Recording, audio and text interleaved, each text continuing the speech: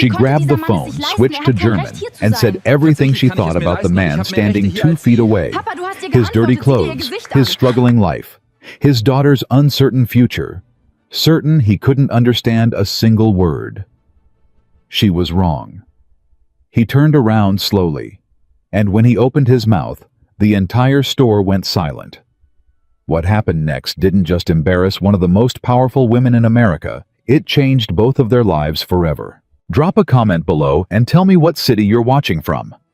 I want to see how far this story travels. And if stories like this hit different for you, hit subscribe. You don't want to miss what comes next. Clara Whitmore did not walk into grocery stores. That was the first thing people who knew her well would tell you. Clara Whitmore had a personal shopper, a household manager, a chef who sourced organic ingredients from 3 different specialty markets every Tuesday and Friday morning. Clara Whitmore's refrigerator was stocked the way her boardroom was run efficiently, strategically, and without any room for error. But on a cold Wednesday evening in late November, the personal shopper had a family emergency. The household manager was down with the flu, and the chef had taken the week off for a conference in Seattle. And Clara Whitmore, 51 years old, CEO of Whitmore Global Solutions, worth somewhere in the neighborhood of $4.2 billion according to the last Forbes estimate, found herself standing in the middle of a Whole Foods in downtown Chicago with a handbasket and absolutely no patience. She had come in for 6 things. Just 6. Sparkling water, Greek yogurt, a specific brand of dark chocolate she kept at her desk. 2 avocados that were exactly ripe, not too soft, not too firm, and a rotisserie chicken she could eat over the sink while reviewing the quarterly projections she'd been ignoring for 3 days. Simple. Fast. 15 minutes maximum. Except nothing in Clara Whitmore's life was ever simple and nothing was ever fast. And 15 minutes was a fantasy she had stopped believing in sometime around her 38th birthday. Her phone rang before she even made it past the organic produce section. She looked at the screen. Dieter Brandt, Senior Vice President of Acquisition at Biovance, Germany. The man whose signature she needed on a $12 million partnership agreement by Friday. The man who had been sending increasingly cold emails over the past 2 weeks, each one shorter than the last, each one carrying the unmistakable chill of a deal slipping away. She answered before the second ring finished. Dieter. Her voice shifted immediately, sharper, more precise, the slight softening she allowed herself in private conversations completely absent. Tell me you're calling with good news. The response on the other end was in German. Rapid, clipped, frustrated German. And Clara, who had been doing business in Europe for over 15 years and had learned enough conversational German to navigate client dinners and conference calls, understood just enough to know that Dieter Brandt was not happy. She switched to German herself. Not perfect German, not even close to perfect German, but functional German, business German, the kind you learned from tutors and immersion programs, and 3 years of quarterly trips to Frankfurt and Munich. Dieter, versteh mich bitte, wir brauchen diese Partnerschaft. Dieter, please understand me, we need this partnership. She moved through the produce section without looking where she was going, her attention entirely on the call. Her free hand reaching absently for an avocado she barely registered picking up. She didn't notice the man standing at the other end of the produce display. He was hard to miss, objectively speaking. 6 feet tall, broad through the shoulders in the way men get when they've spent years doing physical work rather than lifting weights in a gym. Maybe 40, maybe a little older. The kind of face that had been handsome once and still was just differently, with the kind of lines that came from weather and worry rather than age alone. He was wearing a canvas work jacket that had seen better decades, paint-stained jeans that told their own story about the kind of work that paid his bills, and boots that had been resoled at least twice. He was standing very still in front of a display of apples, holding one in his hand, turning it slowly like he was checking for bruises. His other hand rested lightly on the shoulder of a little girl standing beside him, maybe 7 or 8 years old. Dark-haired, serious-faced, wearing a puffy purple coat that was just slightly too big for her, like it had been bought with room to grow into. The little girl was reading the label on a jar of peanut butter she'd pulled from the shelf nearby. reading it seriously the way children do when they're actually trying to understand something. She looked up at the man once, pointed at something on the label, and he nodded without looking, still holding the apple, still letting her make whatever small decision she was working through. Clara barely registered any of this. She was deep in the phone call, pacing the length of the display without realizing she was doing it, speaking in German that grew louder and more clipped as Dieter's objections multiplied. Das ist nicht das, was wir vereinbart haben, Dieter said. That is not what we agreed upon. Dieter, wir haben alles dokumentiert. We documented everything. Die Dokumentation ist nicht das Problem, Frau Whitmore. Das Problem ist das Vertrauen. The documentation is not the problem, Mrs. Whitmore. The problem is trust. She stopped walking. That word, Vertrauen, landed differently than she expected. Trust. She'd heard it before in negotiations, usually as a tactical maneuver, something people said when they wanted to slow a deal down and renegotiate terms. But there was something in Dieter's voice that didn't sound tactical. It sounded personal. Like she'd done something, or failed to do something, that had genuinely offended him, and she couldn't quite figure out what. Erklären Sie mir das, she said, rubbing her temple with 2 fingers. Explain that to me. And Dieter started explaining it in rapid, increasingly technical German, using vocabulary that pushed well past Clara's functional business competency into territory that felt like reading a map in a language she only half spoke. She caught pieces of it. Cultural expectations, communication styles, something about how her team had approached the last round of correspondence in a way that had felt dismissive.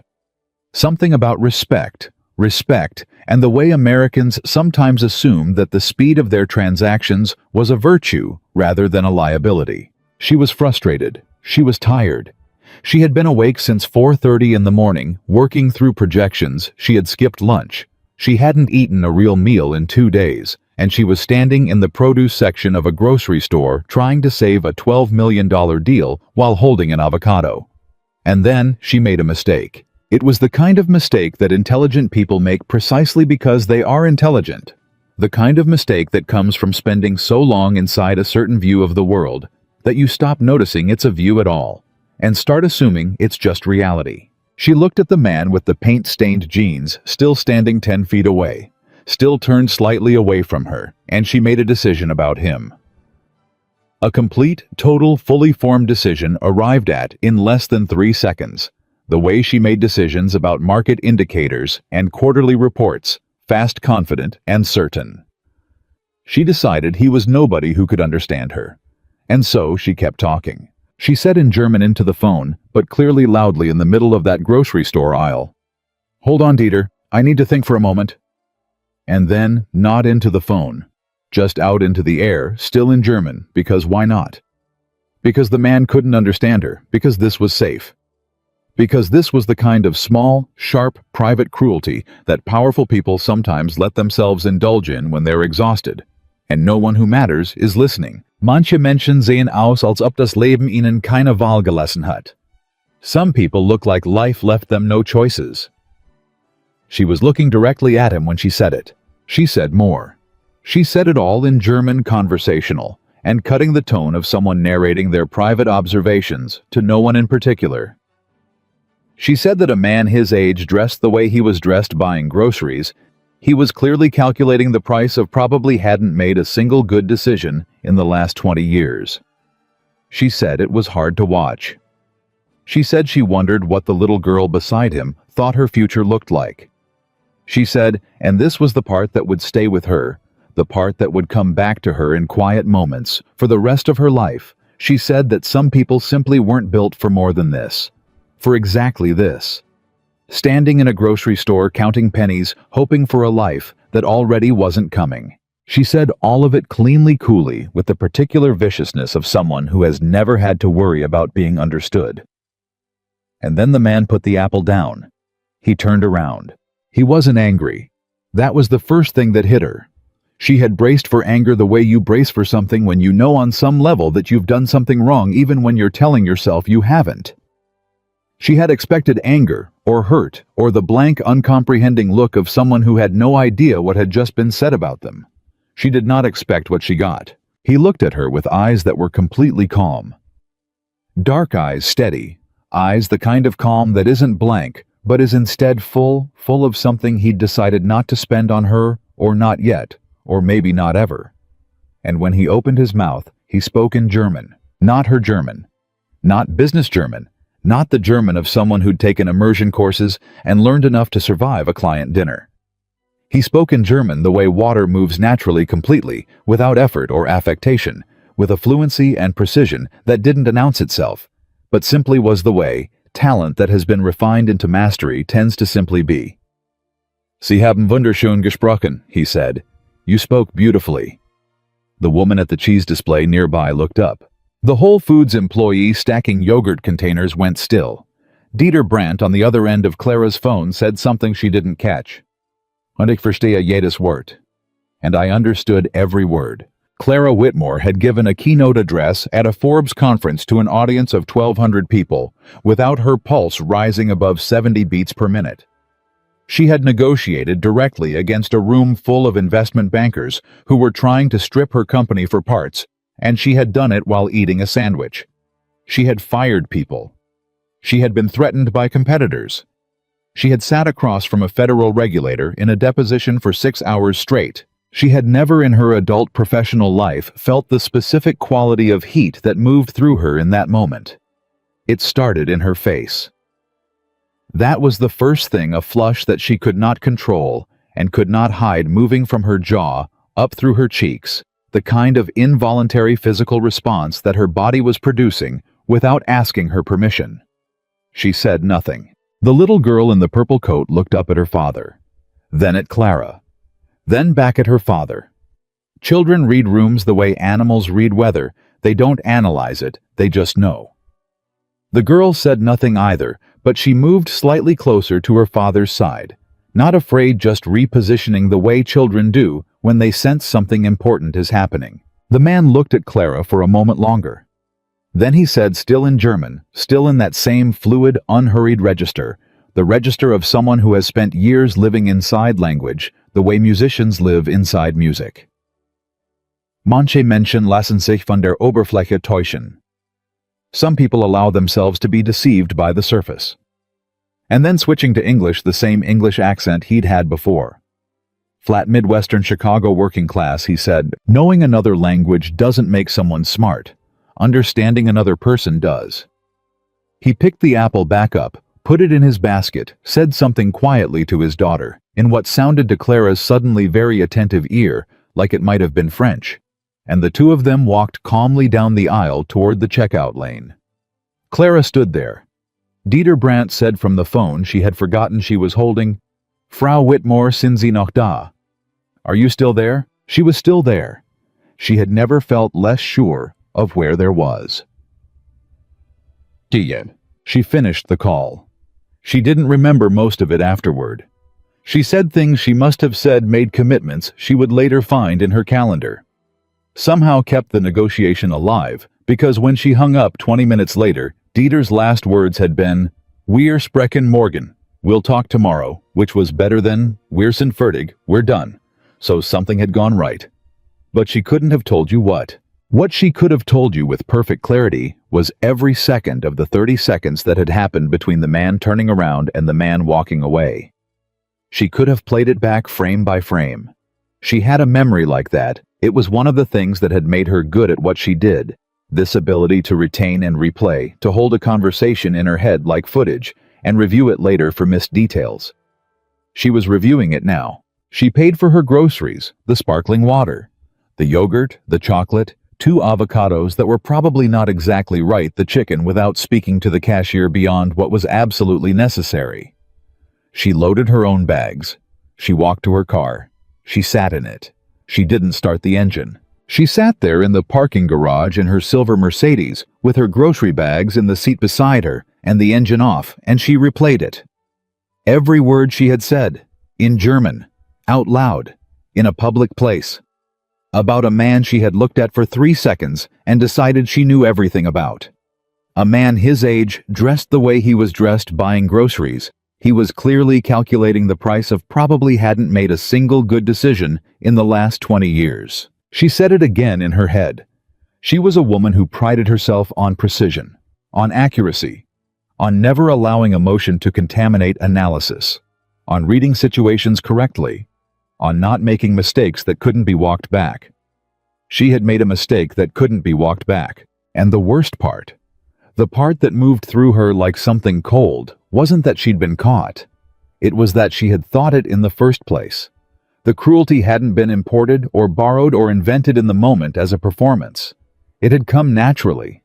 She had looked at that man and those clothes and that little girl, and she had, without hesitating, without questioning herself at all, decided what he was worth.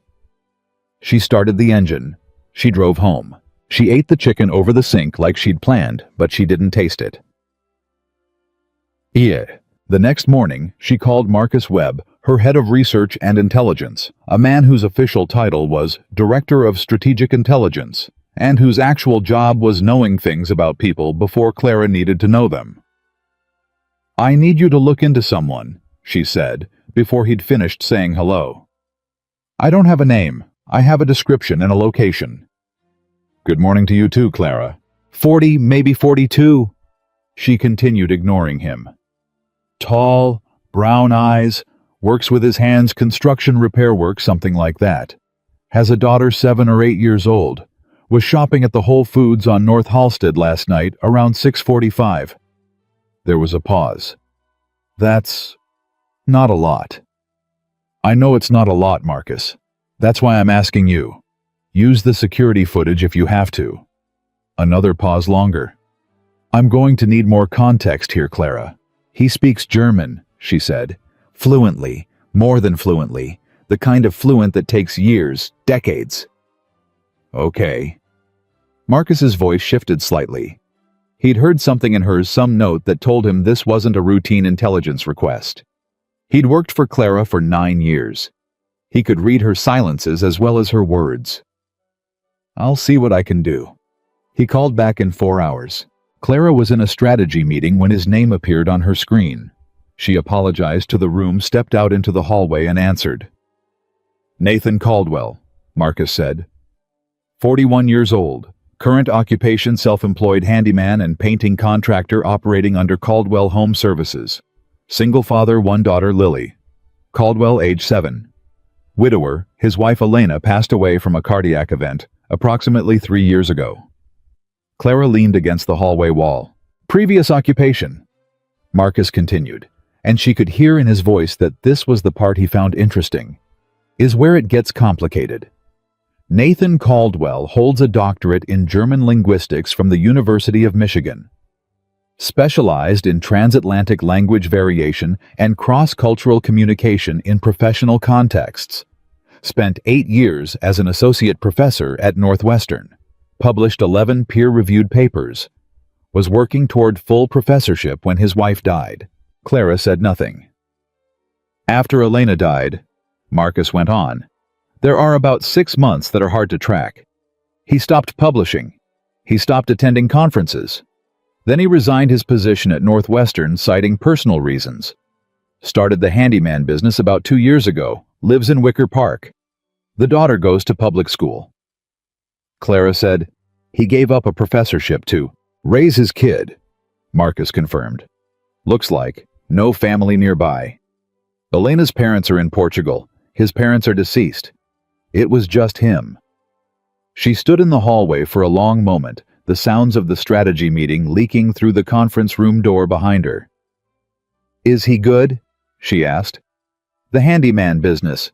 Is he doing okay?" A pause. "He's getting by," Marcus said carefully. "Modest income, no serious debt. But not no Clara. He's not doing great." She thanked him. She went back into the meeting. She sat down. She looked at the quarterly projections on the screen at the front of the room, and she did not see them. She saw paint-stained jeans. She saw an apple being turned in a hand. She saw a little girl in a purple coat reading a peanut butter label, with complete seriousness, trying to make a small decision correctly. She saw a man who had built a whole world inside his head. Languages research, years of learning, and then set it aside because someone needed him more than his career did. She thought about what she had said about him. she had said in German in a grocery store while he was standing 10 feet away. Some people simply aren't built for more than this. She had been wrong about so many things in her life. She was a businesswoman. Being wrong was part of the job. You were wrong about markets, wrong about people, wrong about timing, and you adjusted and you moved forward because that was what you did. But this felt different. This felt like something she needed to fix. The question was whether Nathan Caldwell would let her. She didn't go looking for him immediately. She wasn't sure why Clara Whitmore was not a woman who hesitated when she decided something needed to be done, but something about this situation made her slow down in a way she wasn't used to. Maybe it was the thing he had said, understanding another person. She kept returning to it, turning it the way he'd turned that apple. Because he was right. Obviously, he was right. She knew he was right, but the thing that kept catching in her mind was not the rightness of it. It was the fact that he'd said it calmly, without triumph, without even the modest performance of letting her know he'd won. He'd said it the way people say things they've believed for a long time. Things they don't need to argue, because they already know they're true. It had been 12 years since someone had said something to Clara Whitmore that she couldn't fit into any of the categories she already had.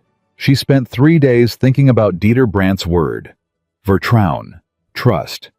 She spent 3 days reading through the correspondence between her team and BioVance Germany, every email chain, every brief, every summary of every phone call that had been logged over the past 4 months, and slowly reading it all with fresh eyes that had spent 3 days remembering what Dieter had said about communication styles and respect, and the way Americans sometimes confused speed for value. She started to see it. Her team had been efficient.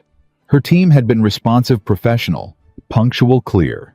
Her team had sent exactly the right information at exactly the right time.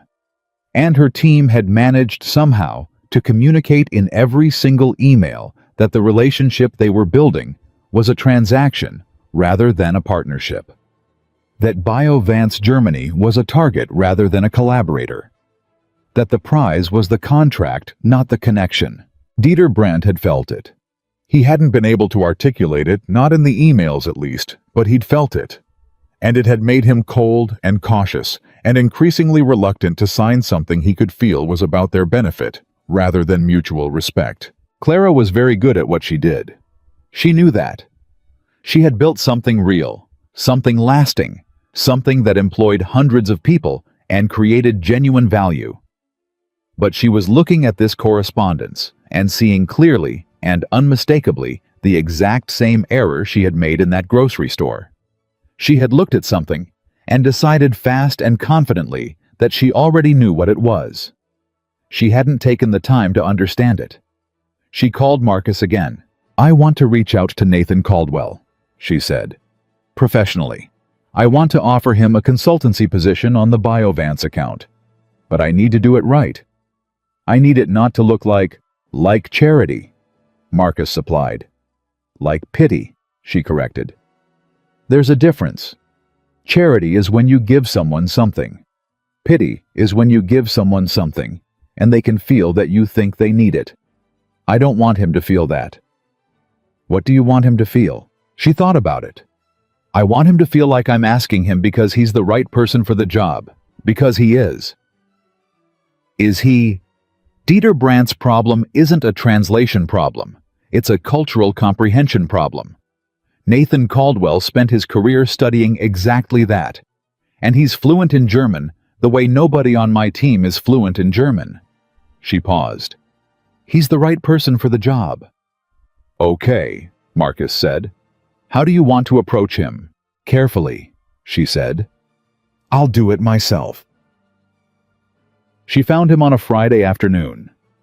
Not by accident, Marcus had tracked his current project to a brownstone on North Paulina Street where Nathan was doing exterior painting work. Clara drove herself, which she hadn't done in weeks. She parked down the block, walked to the building, and stood on the sidewalk, looking up at a man on a ladder working in the thin November light. He didn't see her at first. He was focused on what he was doing, meticulous, unhurried work, the kind that comes from caring about the result rather than just the completion. He had a bucket of primer balanced on the ladder shelf, and he was working around the window trim with a smaller brush, getting into the corners, getting it right. Clara watched him for a moment. Then she said, "Mr. Caldwell." He looked down. The recognition was immediate, and it was followed by something complicated that moved across his face too fast to fully read surprise. Maybe something like caution. Maybe the beginning of something else. Before his expression settled back into the same composed steadiness she remembered from the grocery store. He said nothing. He looked at her. "I'm Clara Whitmore," she said. "I know who you are," he said. She hadn't expected that. "You know, you're on the cover of a lot of magazines, Ms. Whitmore." His voice was dry, not hostile but not warm either. "You're not hard to identify." "Right," she recalibrated. "Can you come down for a minute? I'd like to talk to you." A pause. Then he climbed down the ladder slowly and stood at the base of it, about 8 feet from where she was standing on the sidewalk. He had a rag tucked into his back pocket, and he used it now, wiping his hands without urgency, looking at her with an expression she couldn't quite categorize. "I know why you're here," he said. "And the answer is no." She blinked. "You don't know what I'm going to say." "You're going to offer me something," he said. "A job probably. A consulting position maybe. Something that requires German or knowledge of European business culture or both." He tilted his head slightly. "Am I wrong?" She held his gaze. "No." "Then the answer is still no." He said it without heat. "I don't want what you're offering, Ms. Whitmore. I don't need you to feel better about what you said." That landed. She felt it land. She took a breath. "You're right," she said. "What I said was wrong, completely wrong. And you deserve an apology, which I'm offering you not as a preamble to the job offer separately, just as what it is. I was cruel. I was careless. And I was wrong about you." He looked at her. The caution was still there, but she saw something else move through his eyes, not softening exactly, but a shift like a door that hadn't opened, but was reconsidering. "Why were you looking at me at all?" he asked. "I was on a stressful phone call." "And you needed someone to feel superior to." It wasn't a question. He said it quietly without accusation, just as an observation of fact. She didn't look away. "Yes, I think that's probably accurate." He nodded slowly, like she'd confirmed something he'd suspected. "Okay," he said. "I appreciate that." He tucked the rag back into his pocket. "But that still doesn't mean I want the job." "I know, but will you hear why I think you should consider it not as a favor to me, as a—" She paused, looking for the right word. "As a decision you're making for yourself." He was quiet for a long moment. The cold wind moved down the street between them. 5 minutes, he said finally. 5 minutes, she agreed. She told him about Dieter Brandt. She told him about the $12 million contract, and what was happening to it, and why. She told him about reading the email chains, and seeing finally what Dieter had been trying to tell her. She told him, and this was the part she had not planned to say, that came out somehow anyway, that she thought she had the same problem with Dieter that she'd had with Nathan himself. That she was very good at being efficient, and very bad at understanding what efficiency was costing her. Nathan listened without interrupting. He stood at the base of his ladder in the cold November afternoon, and he listened to every word. When she finished, he was quiet for a moment. "You said I'd be a consultant on the BioVance account," he said. "What exactly does that mean?" "It means I need someone who understands not just German, but the cultural context that shapes how German professionals think and communicate and make decisions about trust. It means attending some meetings, reviewing correspondence, possibly traveling to Frankfurt." She paused. "It's a short-term contract. 8 weeks. The pay is—" She named a number. Nathan's expression shifted. "That's—" he started. "Fair market rate for senior consulting," she said. "Maybe a little above." He looked away down the street, away from her. She saw his jaw tighten slightly, the way people's jaws tighten when they're doing math, they didn't expect to be doing. "My daughter has school," he said. "I pick her up every day at 3:15. I don't miss that." "You won't have to. I need that in writing." "You'll have it." He turned back to look at her, and she saw something in his face that she recognized because she'd seen it in her own mirror more times than she could count. The look of someone who wants something but isn't sure they're allowed to want it. The look of someone who has learned to need less than they were built for because needing more felt like a luxury they couldn't afford. She had never expected to recognize herself in Nathan Caldwell, but she did. "I'll think about it," he said. She nodded. She didn't push. She had learned in that 5 minutes more than she had in the 3 days before it that pushing was exactly the wrong move. She handed him her card. He took it, looked at it once, tucked it into his jacket pocket without comment. She turned to go. "Ms. Whitmore," he said behind her.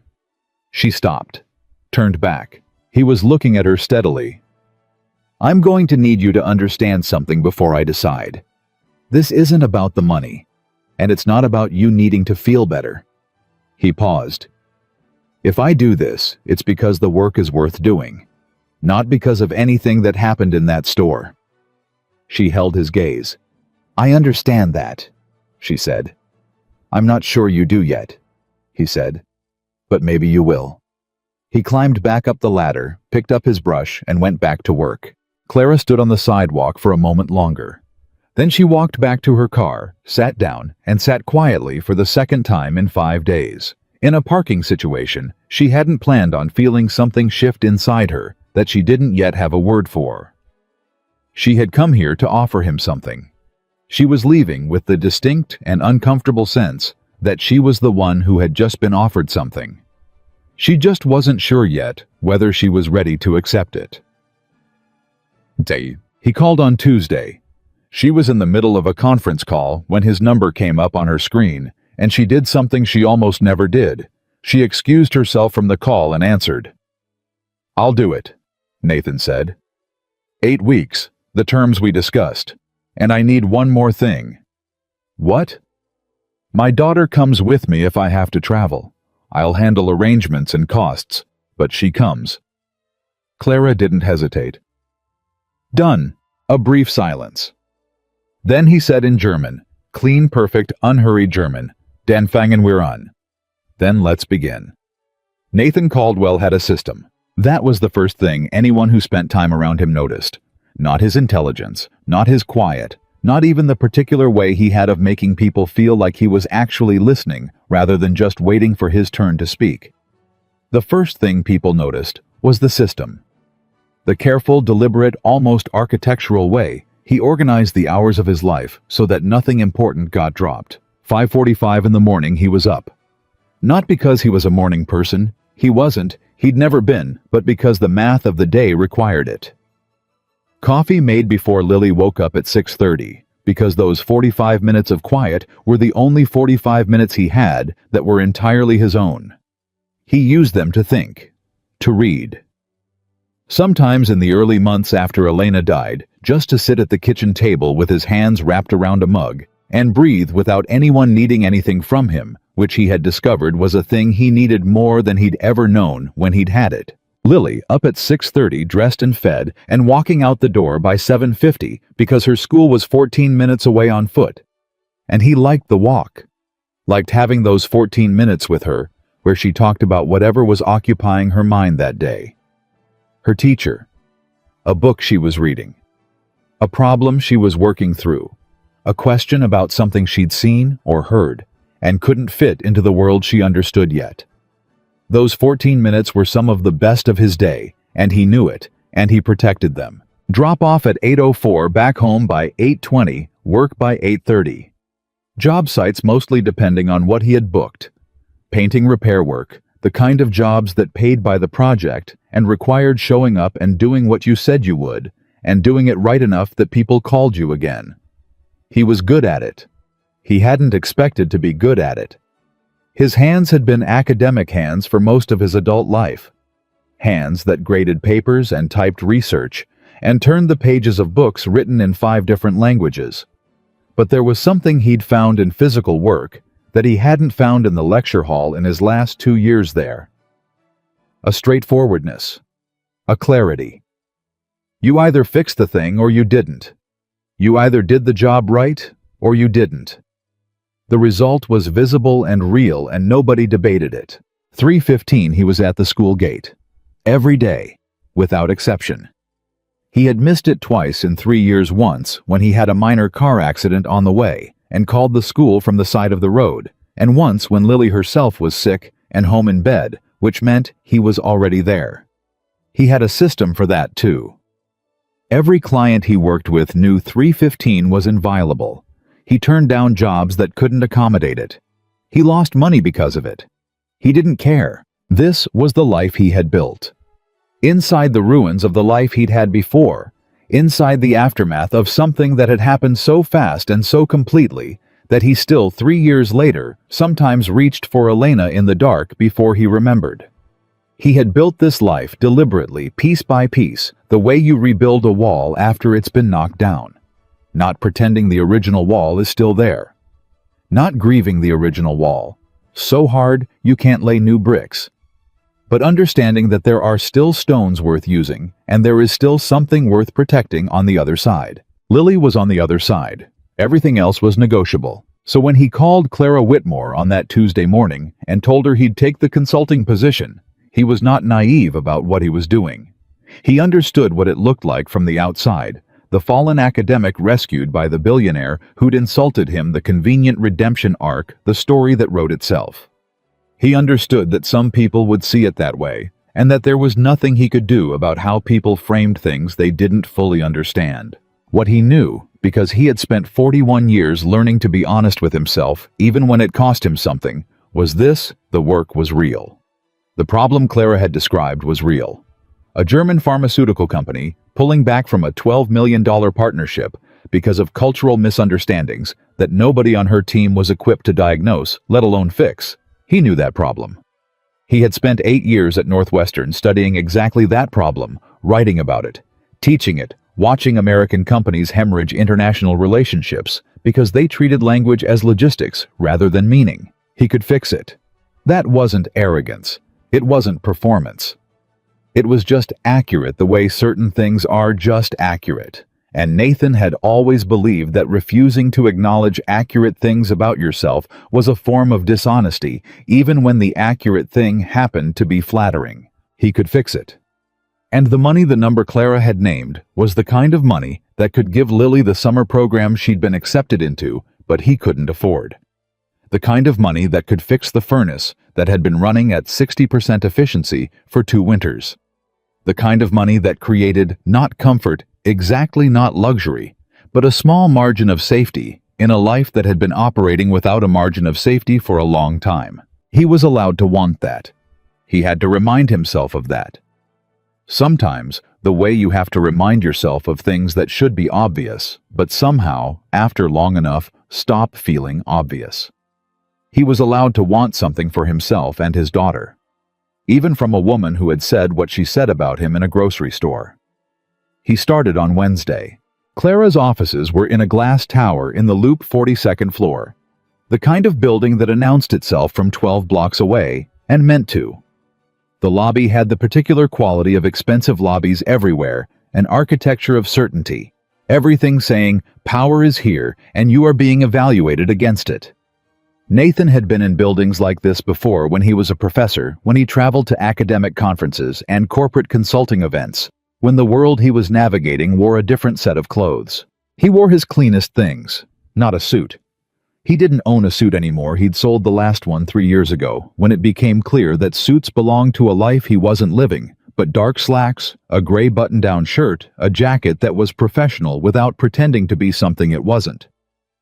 He had polished his shoes that morning, which was something he hadn't done in months, and the effort of it, the small vanity of it, had felt strange, and then had felt okay. Lily had watched him getting ready from the kitchen doorway, eating her cereal with both hands wrapped around the bowl the way she ate everything she loved. "You look different," she said. "Different how?" She thought about it. "Like you used to look, when you went to work at the school." He looked at himself in the mirror over the dresser. Is that good or bad? She considered this with the seriousness she brought to all questions that deserved it. Good, she said finally. You look like you. He'd carried that with him into the elevator. You look like you. He wasn't sure that was entirely true yet, but maybe it was closer than he'd been in a while. The assistant who met him in the lobby, young, efficient, the particular species of competent that Clara Whitmore's organization seemed to produce in quantity, brought him up to a conference room on the 42nd floor and offered him coffee, which he accepted. He was looking out the window at the city when Clara came in. She was different in her own environment. Not more impressive exactly. She had been impressive in the grocery store, in the parking lot of that brownstone. She was the kind of person who carried her presence with her wherever she went. But here she was in full context in the place where she had spent 20 years building something, and it showed. She moved through the room with the ease of someone who knows where everything belongs because they decided where everything belongs. She stopped 2 seats away and sat down, not across from him, beside him at the corner of the table. He noticed that. Thank you for coming, she said. You're paying me well enough, he said. Thank you seemed unnecessary. The corner of her mouth moved. Fair. She slid a folder across the table. Everything I have on Biovance Germany. The full email history, the meeting transcripts, the current contract status notes from my team's calls with Dieter Brandt's office over the last 4 months. I want you to read it and tell me what you see. He opened the folder, started reading. She didn't talk while he read, which he appreciated. She had a tablet in front of her, and she worked through something on it without making a production of leaving him alone. He read the whole thing, 37 pages of correspondence call summaries and contract documentation in 40 minutes, and she let him take every minute of it. When he finished, he set the last page down and was quiet for a moment. Well, she said. Your team is very good at being clear, he said. They say exactly what they mean in every communication. Yes. That's the problem. She looked at him. In American business culture, he said, clarity is a virtue. Being direct means you respect someone's time. Being specific means you're serious. You say what you want, you define the terms, you move quickly toward agreement, because moving quickly means both parties are confident in the relationship. He paused.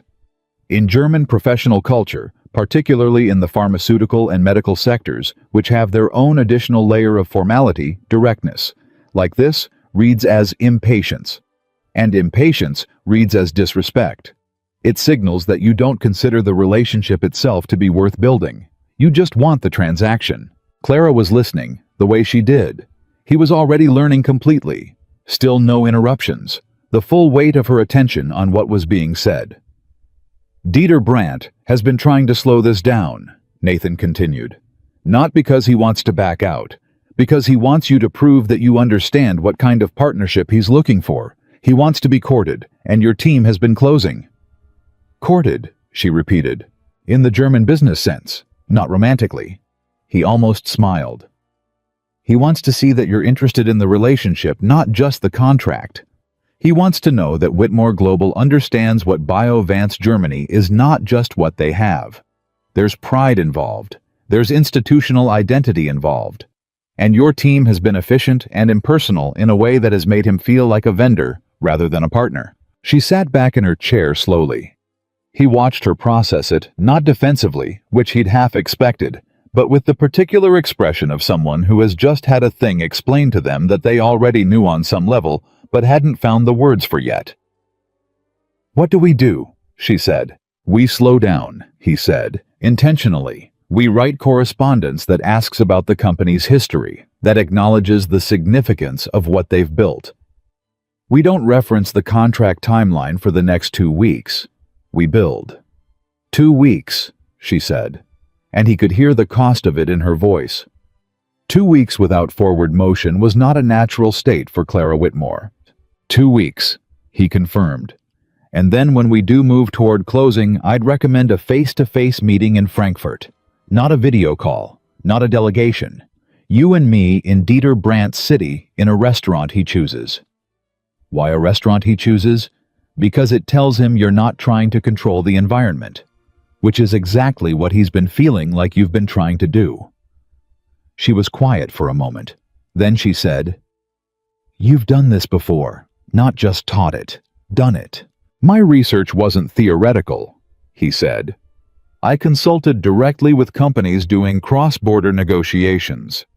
I spent 6 months in Frankfurt in 2014, embedded with a consulting firm there. I know how Dieter Brandt thinks. I know why he thinks it, and I know what it takes to change his mind." She looked at him for a moment with something in her expression that wasn't quite what he'd expected. Not the calculating appraisal he'd braced for, but something more like recognition, or maybe respect, the real kind that arrives quietly rather than announcing itself. "Why did you stop?" she asked. Not accusatorially, gently. He knew what she meant. She meant the research, the professorship, all of it. He said, "You know why." "I know what Marcus found," she said carefully. "I'm asking you." He looked at her. "My wife died, and my daughter needed a father," he said. "That's the whole story." "It's not the whole story," she said. "It's the part that's yours to know." She nodded, didn't push further. He gave her a small internal point for that. "Okay," she said. "Let's talk about the first email we're going to send Dieter." They worked for 3 hours. It was not what he expected, not what he had steeled himself for in the lobby while the elevator climbed 42 floors. He had expected deference, or its performance a billionaire going through the motions of treating him as an equal, while quietly making clear that the power differential was real and constant and ultimately inescapable. He had seen it before in the academic world, which had its own rigid hierarchies, dressed up in the language of intellectual equality. He did not get that. What he got was Clara Whitmore arguing with him. Genuinely arguing, pushing back on his assessment of Dieter's priorities, questioning his recommended timeline, making counterpoints that were sometimes wrong and sometimes right, and always grounded in genuine thinking, rather than the need to dominate. When he proved a point, she accepted it, usually with a terse acknowledgement and an immediate pivot to whatever came next. When she proved one of hers, she didn't gloat. She just moved on. They wrote the first email to Dieter together, word by word. Nathan in German, and Clara interrogating every choice. Why this word, and not that one? What does this phrasing signal? How does this sound to someone reading it in Frankfurt on a Tuesday morning? She was relentless and specific, and it was, to his genuine surprise, a pleasure to engage with. Not because she was easy. She wasn't. But because she was serious. She treated the work like it mattered, and she treated his expertise like it mattered. And after 2 years of people treating him like the man who fixed their gutters, there was something in being treated that way that he hadn't realized how much he'd missed. He didn't say that, but he felt it. They finished the email just before noon. He read it back to her in German, then translated it line by line, explaining each decision, and she listened with the absolute focus of someone downloading a language they intended to learn. "Send it," she said when he finished. "Not yet," he said. "Send it Thursday morning, 10:15 Frankfurt time." She raised an eyebrow. After his Tuesday morning meeting, which typically runs long, which means Wednesday he's catching up, which means Thursday at 10:15 he opens his email with a clear head and no backlog. I know his schedule from the correspondence history. She stared at him for a moment. "You got all of that from..." He mentions his Tuesday meetings 3 times in the email chain. Indirectly, but they're there. Nathan closed the folder. "Language is information, Ms. Whitmore. All of it. Most people just aren't reading carefully enough." She was quiet for a moment. Then she said in German carefully, with the particular precision of someone making sure they get something exactly right. "Ich höre jetzt aufmerksamer zu." I'm listening more carefully now. His German was a lived thing, something that had been absorbing new information every moment of every interaction for 30 years. And what he heard in her sentence was not just the words, but the effort behind them. A woman who was not accustomed to being a student practicing humility in a second language. He answered in English because the point didn't need German. That's a start. He was back at school by 3:09. Lily ran out through the gate, saw him, ran faster. He crouched down and caught her, and she crashed into him, with her full 7-year-old weight, which was not inconsiderable, and he absorbed the impact and stood up with her in his arms, and she said immediately, before hello or anything else, "How was it? Did you like it? Were the people nice?" "It was good," he said. "Different." Different how? He thought about Clara arguing word choices with him for 2 hours. He thought about the email they'd built, sentence by sentence, like something they were constructing together, checking each joint, making sure nothing would fail under pressure. "Good different," he said. Lily considered this. "Are you going to go back?" "Yeah," he said. "I think I'm going to go back." She nodded, satisfied, and wriggled down to walk beside him, taking his hand in the automatic way she always did, without looking, without thinking about it, the way 7-year-olds hold hands when they're comfortable and safe and don't even notice they're doing it. He noticed. He always noticed. They walked the 14 minutes home. The first weeks at Whitmore Global were not simple. Nathan had expected to be an outsider, and he was, but the specific texture of the outsider experience was not what he'd anticipated. He had expected to be ignored, or dismissed, or treated with the particular condescension of people who mistake formal credentials for intelligence, and have decided that without current credentials, you are no longer worth taking seriously. He had experienced that before in his last months at Northwestern, when he'd started missing conferences and falling behind on publications while Elena was sick, and the faculty culture had a way of registering decline, like a body temperature. Everyone knew, nobody said it. The conversations got shorter. What he got at Whitmore Global was different. Not acceptance, not rejection, something more complicated.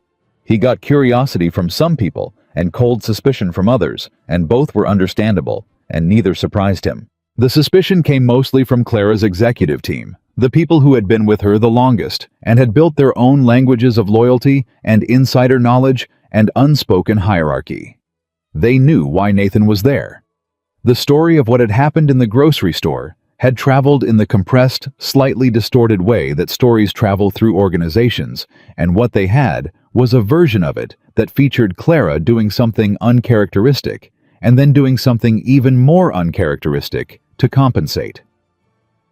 They looked at Nathan, the way people look at things that don't fit their existing categories. Not with hostility exactly, but with the evaluative wariness of people who have built a system they're proud of and are watching something new enter it. James Whitfield, Chief Strategy Officer 47. The kind of man who had been the smartest person in every room he'd ever been in until he'd joined Whitmore Global and had the bracing experience of not being the smartest person in every room he was in, was the most direct about it. He stopped Nathan in the hallway on the third day, in the way that wasn't technically a confrontation, but was definitely not casual. "Nathan." He said it like they were already in the middle of a conversation. "Walk with me for a second." They walked toward the East Conference Room, which was empty. James didn't close the door, which Nathan noted, not a private conversation then. A conversation someone might observe happening through the glass wall. "I want to be straight with you," James said, turning to face him with the blunt energy of someone who had decided that efficiency was its own form of respect. "Go ahead," Nathan said. "The BioVance account has been mine for 7 months. My team has put significant work into this partnership, and now we have a situation where Clara has brought in an outside consultant 2 weeks before the deadline." He paused. "I want to know if she talked to you about what my team has already tried." "She showed me the correspondence history," Nathan said, and I think your team did exactly what they were equipped to do, and it wasn't the right tool for what the situation required." He kept his voice level. He meant it as a fair assessment, and he delivered it that way, not softened, not weaponized. This isn't a strategy problem. It's a communication and cultural fluency problem. You can't fix it with better strategy documents. James looked at him. "You've been here 3 days." "I know. And you're confident enough to tell me what the problem is." "The email history is pretty clear," Nathan said. You wrote clean, precise, well-organized English business communications that your team then translated into German. That's not the same as German business communication. The words are right. The register is wrong. The cultural assumptions embedded in every sentence are wrong. James was quiet. Something moved across his face, the particular expression of someone who knows they're hearing something accurate and is deciding whether that accuracy requires them to be grateful or defensive. "What's the register?" he said. Specifically. Nathan had not expected that. He'd expected the defensiveness. He said, "German professional correspondence, especially in legacy industries like pharmaceuticals, operates on a formality register that's about 3 levels above American business casual. Not stiff formal in a specific way that signals historical seriousness. Your emails read like a confident startup. Biovance Germany is a 70-year-old company. They have institutional pride the way families have family pride. Your emails have been treating them like a quarterly target." James absorbed this. Then he said, "What would you have done differently?" That was the moment Nathan realized later when things at Whitmore Global actually started to change for him. Not the moment in the boardroom, not the negotiation that everyone would remember later. This moment standing in an empty conference room with a man who had every reason to be defensive and had chosen to be curious instead. They stood there for 45 minutes and talked about it. Really talked, James asking specific questions. Nathan answering them with the precision of someone who had spent years making these exact distinctions legible to people who hadn't grown up inside them. By the end, James had his jacket off and was writing things down on a legal pad he'd produced from somewhere, which was the James Whitfield version of being engaged. When they finally moved toward the door, James said, "I want to sit in on the Frankfurt prep." "Talk to Clara," Nathan said. "I will." He paused. "For what it's worth, I think she made a good call, bringing you in." "Don't tell me," Nathan said. "Tell her." James looked at him. A small, reluctant smile. "Yeah," he said. "Okay." But not everyone was James. There was a woman named Priya Desai on the communications team, sharp and young and ambitious, in the way that Clara herself must have been ambitious at 32, who had decided very early that Nathan's presence was a critique of her work, and was going to stay decided about that, regardless of evidence to the contrary. She was not rude to him. She was worse than rude. She was perfectly, specifically, professionally unhelpful. She answered his questions with exactly the information he asked for, and nothing adjacent to it. She copied him on exactly the emails he was supposed to be copied on, and not one more. She smiled at him in meetings with the particular smile of someone who has decided you are a problem they are waiting to outlast. Nathan understood it. He had been in academia long enough to recognize the politics of territory and credit, and the particular anxiety of talented people who are afraid that help from outside means their inside work wasn't good enough. He didn't fight it. He didn't try to charm her out of it. He did his work and treated her with the same courtesy he treated everyone, and waited. She would decide what she decided. That was hers to do. What he focused on was the work. He spent 2 weeks on the email campaign to Dieter Brandt. Not an intensive 2 weeks, not a dramatic 2 weeks, but a quiet and precise 2 weeks of careful language that was doing something invisible, rebuilding a sense of mutual regard that had been eroded by 7 months of efficient impersonality. Each email he drafted for Clara's review was a small instrument of cultural restoration. Each one said between its lines in the frequency that German business culture was tuned to receive, "We see you. We understand what you have built. We are not here to acquire you. We are here to work with you." Dieter's responses started changing on day 9. It was subtle at first. The emails got longer. The language in them got slightly warmer. Not warm. Dieter Brandt was not a warm correspondent, but the temperature changed. The brevity that had been a signal of withdrawal became something more considered, more engaged. He started asking questions which he hadn't been doing before. Questions about Clara's long-term vision for the partnership. Questions about Whitmore Global's history with European collaborators. Questions were good. Questions meant he was thinking about a future rather than watching for an exit.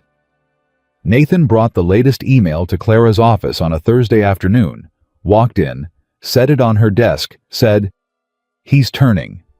She read it. She read it again. She looked up. "You're sure?" He pointed to a specific phrase in the fourth paragraph, 2 words in German, a turn of phrase so contextually specific that you would either catch its significance or miss it entirely. "He used an expression there," Nathan said, "that comes from a German proverb about building houses. The loose translation is something like constructing together on solid ground." He's not quoting the proverb consciously, it's just in his vocabulary the way cultural idioms are. But he wouldn't use it in a communication about a relationship he'd decided to abandon. Clara looked at the phrase. "He's in. He's considering being in. There's a difference." Nathan sat down across from her. "Which is why Frankfurt matters. We close this in person." She nodded and then looked at him with an expression he'd started being able to read not fully. Not yet he wasn't sure anyone fully read Clara Whitmore, but more than before. "How are you finding it here?" she asked. It was not the kind of question she usually asked. She was a person who operated in the future tense. The next meeting, the next decision, the next problem to solve. Questions about the present experience of people around her were not, he suspected, a natural register for her. He considered giving her a safe answer. He decided not to. "Stranger than I expected," he said, "and better." She waited. "I forgot," he said, "what it felt like to work on something that was using most of what I have. The handyman work, it's honest work, and I don't regret it. But it uses maybe 20% of what I can do. Here is different." She was quiet for a moment. "What did it cost you?" she asked. "Doing the 20% work." He met her eyes. "More than I let myself think about," he said. "Less than losing Lily would have." She nodded, and for a moment there was something in her face he hadn't seen there before. Not sympathy, which she wasn't built for exactly, or not in the demonstrative way, but something more honest than sympathy. Something like understanding the real kind, the kind that recognizes itself in an experience it hasn't had. She looked back at the email on her desk. "We fly to Frankfurt in 2 weeks," she said. "You and me and James." "James?" he asked. A small pause. "I thought it was the right call." Nathan nodded. He got up to go. At the door he stopped because something had been sitting in his mind for 2 weeks, and he'd been deciding whether to say it. He decided. "Ms. Whitmore," he said. She looked up. "For what it's worth, I think what's happening with Dieter isn't just about communication style. I think he sensed somehow that the people he was dealing with had never asked what he wanted, only what he had." He paused. "A lot of people feel that way, about a lot of things." He left before she could answer. He was back at school by 3:14, 1 minute to spare. Lily ran out and said, "You look like you're thinking about something." "I'm always thinking about something," he said. "Something good or something complicated." He took her hand. They started walking. "Both," he said. "I think it might be both." The flight to Frankfurt left O'Hare at 6:45 in the evening, which meant Nathan was at the airport by 4:30, which meant Lily was at his neighbor Margaret's apartment by 4 o'clock, which meant he had spent the better part of the previous 72 hours arranging the logistics of his absence with the same careful precision he brought to everything that involved his daughter's welfare. Margaret Okonkwo was 63, retired, a former high school principal who had moved into the apartment next door 18 months ago and had inserted herself into Nathan and Lily's life with a warmth so natural and so completely unapologetic that Nathan had stopped trying to maintain the polite distance he'd initially attempted and had simply accepted that Margaret was now part of whatever their small household was. She brought food. She watched Lily on the rare evenings Nathan had a job that ran late. She played cards with Lily on Saturday afternoons with the competitive ferocity of someone who believed children were best served by being beaten fairly rather than let down gently. Lily adored her. When Nathan had explained the Frankfurt trip 3 nights back Sunday morning he would call every evening at 7, Lily had listened with the serious face she used when she was processing something that required more than surface attention. Then she had said, "Is it for the important job?" "Yes," he said.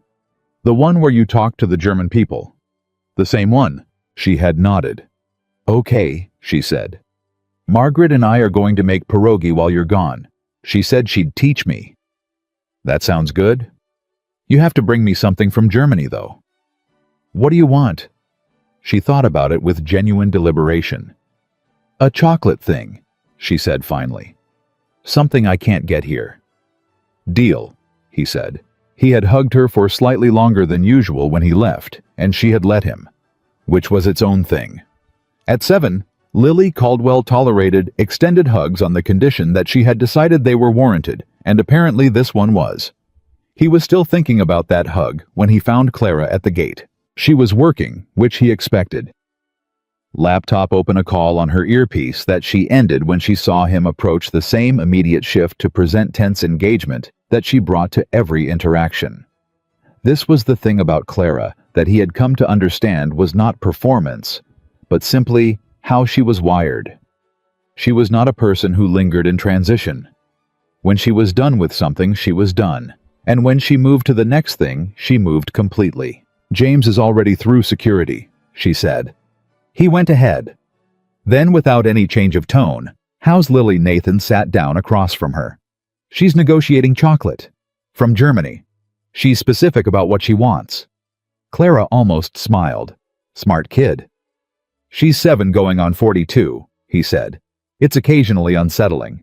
They boarded 40 minutes later and sat in business class, Clara's doing, and he had let it go without arguing because the argument felt performative, and Nathan had decided somewhere in the past 3 weeks that performing independence at the expense of comfort was a kind of vanity he could no longer afford. He slept 2 hours on the flight, which was more than he usually managed, and woke up over the Atlantic to find Clara still working the blue light of her screen, the only light in their section of the cabin. Her face in that light, looking for a moment less like the CEO of anything and more like someone who did not know how to stop. He didn't say anything. He got a glass of water and watched the dark out the window and thought about Dieter Brandt. He had studied the man carefully over the past 2 weeks. Not just the email history, but everything he could find. Academic papers, co-authored by BioVance Germany's executive team. Profiles in German business publications. A long interview Dieter had given to a Frankfurt newspaper 8 years ago when BioVance had turned down a takeover bid from an American conglomerate, an interview in which Dieter had been eloquent and precise about what the company meant to him and to the people who worked there.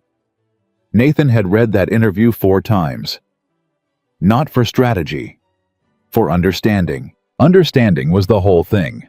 He had said that to Clara in a grocery store 3 weeks ago as a kind of quiet rebuke, but he had meant it as the deepest truth he knew about his work, about language, about people. Most people, when they talked about communication, were talking about transmission. How clearly can I get my meaning across? How efficiently can I make you understand what I want you to understand? Nathan's whole academic life had been built on a different question. What does it mean to actually understand someone? Not their words. Their words as the surface of something deeper: cultural history, institutional identity, the accumulated weight of who they believed themselves to be. Dieter Brandt believed himself to be the custodian of something. BioVance Germany was not to him a company. It was a legacy. It had been founded by his father-in-law in 1952 in the rubble of post-war reconstruction and had been built with the specific philosophy that medical science and human dignity were inseparable, that the pharmaceutical industry existed to serve people, not to extract value from their illnesses. That founding philosophy was in every aspect of the company's culture, from the way they structured compensation, to the way they handled supplier relationships, to the way Dieter himself wrote his emails, with a formality that was not stiffness, but reverence. Reverence for the gravity of what the company did. Clara's team had been trying to close a deal with a man who believed deals were secondary to relationships in an industry where he believed the stakes were literally human health. And they had done it with the efficient impersonality of people who were very good at closing deals. Nathan understood now why Dieter had been going cold. The restaurant Dieter had chosen was called Zum Schwarzen Stern, to the Black Star, a Frankfurt institution that had been in the same location since 1453, which was a fact Dieter had mentioned in his reply to the meeting request almost in passing, in a way that was not almost in passing at all. It was the oldest restaurant in Frankfurt. He had chosen it deliberately, Nathan was certain, as a statement. I am bringing you to a place that has outlasted 5 centuries of change. I want to see if you understand why that matters. Nathan had told Clara this on the drive from the hotel to the restaurant. She had been quiet for a moment. Then, "What do I say about it?" "Nothing directly," he said. "You don't comment on how old it is or how impressive it is. That's what someone says when they're trying to perform appreciation. You just let it be what it is. Let yourself be in it. He'll see the difference." She looked at him. "You're coaching me." "Is that a problem?" A pause. "No," she said. "It's not." Dieter Brandt was already there when they arrived. He was in his mid-60s, compact and silver-haired, with the bearing of a man who had been taking rooms seriously his entire life. Who understood that how you hold yourself in a space says something about how you regard the space and the people in it. He stood when they came in, which was formal, but not stiff, and he greeted Clara with a handshake and a slight inclination of his head, and then he turned to Nathan. Nathan spoke first, in German. Not business German, not the careful register of the emails they'd been writing, something older and more precise. A form of address that came from a register of German professional courtesy, that most Americans wouldn't know existed, that signaled to anyone paying attention that the person using it had spent real time inside the language rather than on its surface. He said, "Es ist eine Ehre, Sie kennenzulernen, Herr Brandt. Ich habe von Ihrer Arbeit gehört." "It is an honor to meet you, Mr. Brandt. I have heard of your work." Dieter Brandt went still for 1/2 second. Then something in his posture changed. Not dramatically, not visibly to anyone who wasn't watching for it, but Nathan was watching for it. Had been watching for it, and he saw it. The slight release of a guardedness that Dieter had been carrying for 7 months of cold emails and efficient Americans. "Sie sprechen Deutsch," Dieter said. "You speak German." Not as a question, as a recalibration. "Ich habe es gelernt, weil die Sprache es wert war," Nathan said. "I learned it because the language was worth it." Dieter looked at him for a moment. Then he smiled, a real smile, private and warm, the kind that comes from being unexpectedly met on ground you didn't think anyone else was standing on. "Setzen wir uns," he said. "Let us sit." They sat. The dinner lasted 3 hours. What happened in those 3 hours was not from the outside dramatic. No raised voices, no breakthrough moments announced by swelling music. No single exchange that anyone watching could have pointed to and said there, that's where it turned. It was quieter than that, and more complete than that. It was 3 hours of Nathan moving between languages, translating not just words, but intention, not just sentences, but the cultural architecture behind the sentences, and Clara doing something Nathan had not fully anticipated learning. In real time at the table through the meal, he watched her adjust. Not performing adjustment, not pretending, actually adjusting. He would translate something Dieter said, and she would hear in the translation not just the meaning, but the way he'd put it, the shape of his thinking, and she would respond in a register that was slightly different from the register she'd started the evening in. Less transactional, more present, Dieter noticed.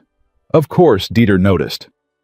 Dieter Brandt had been reading people across international negotiating tables for 40 years.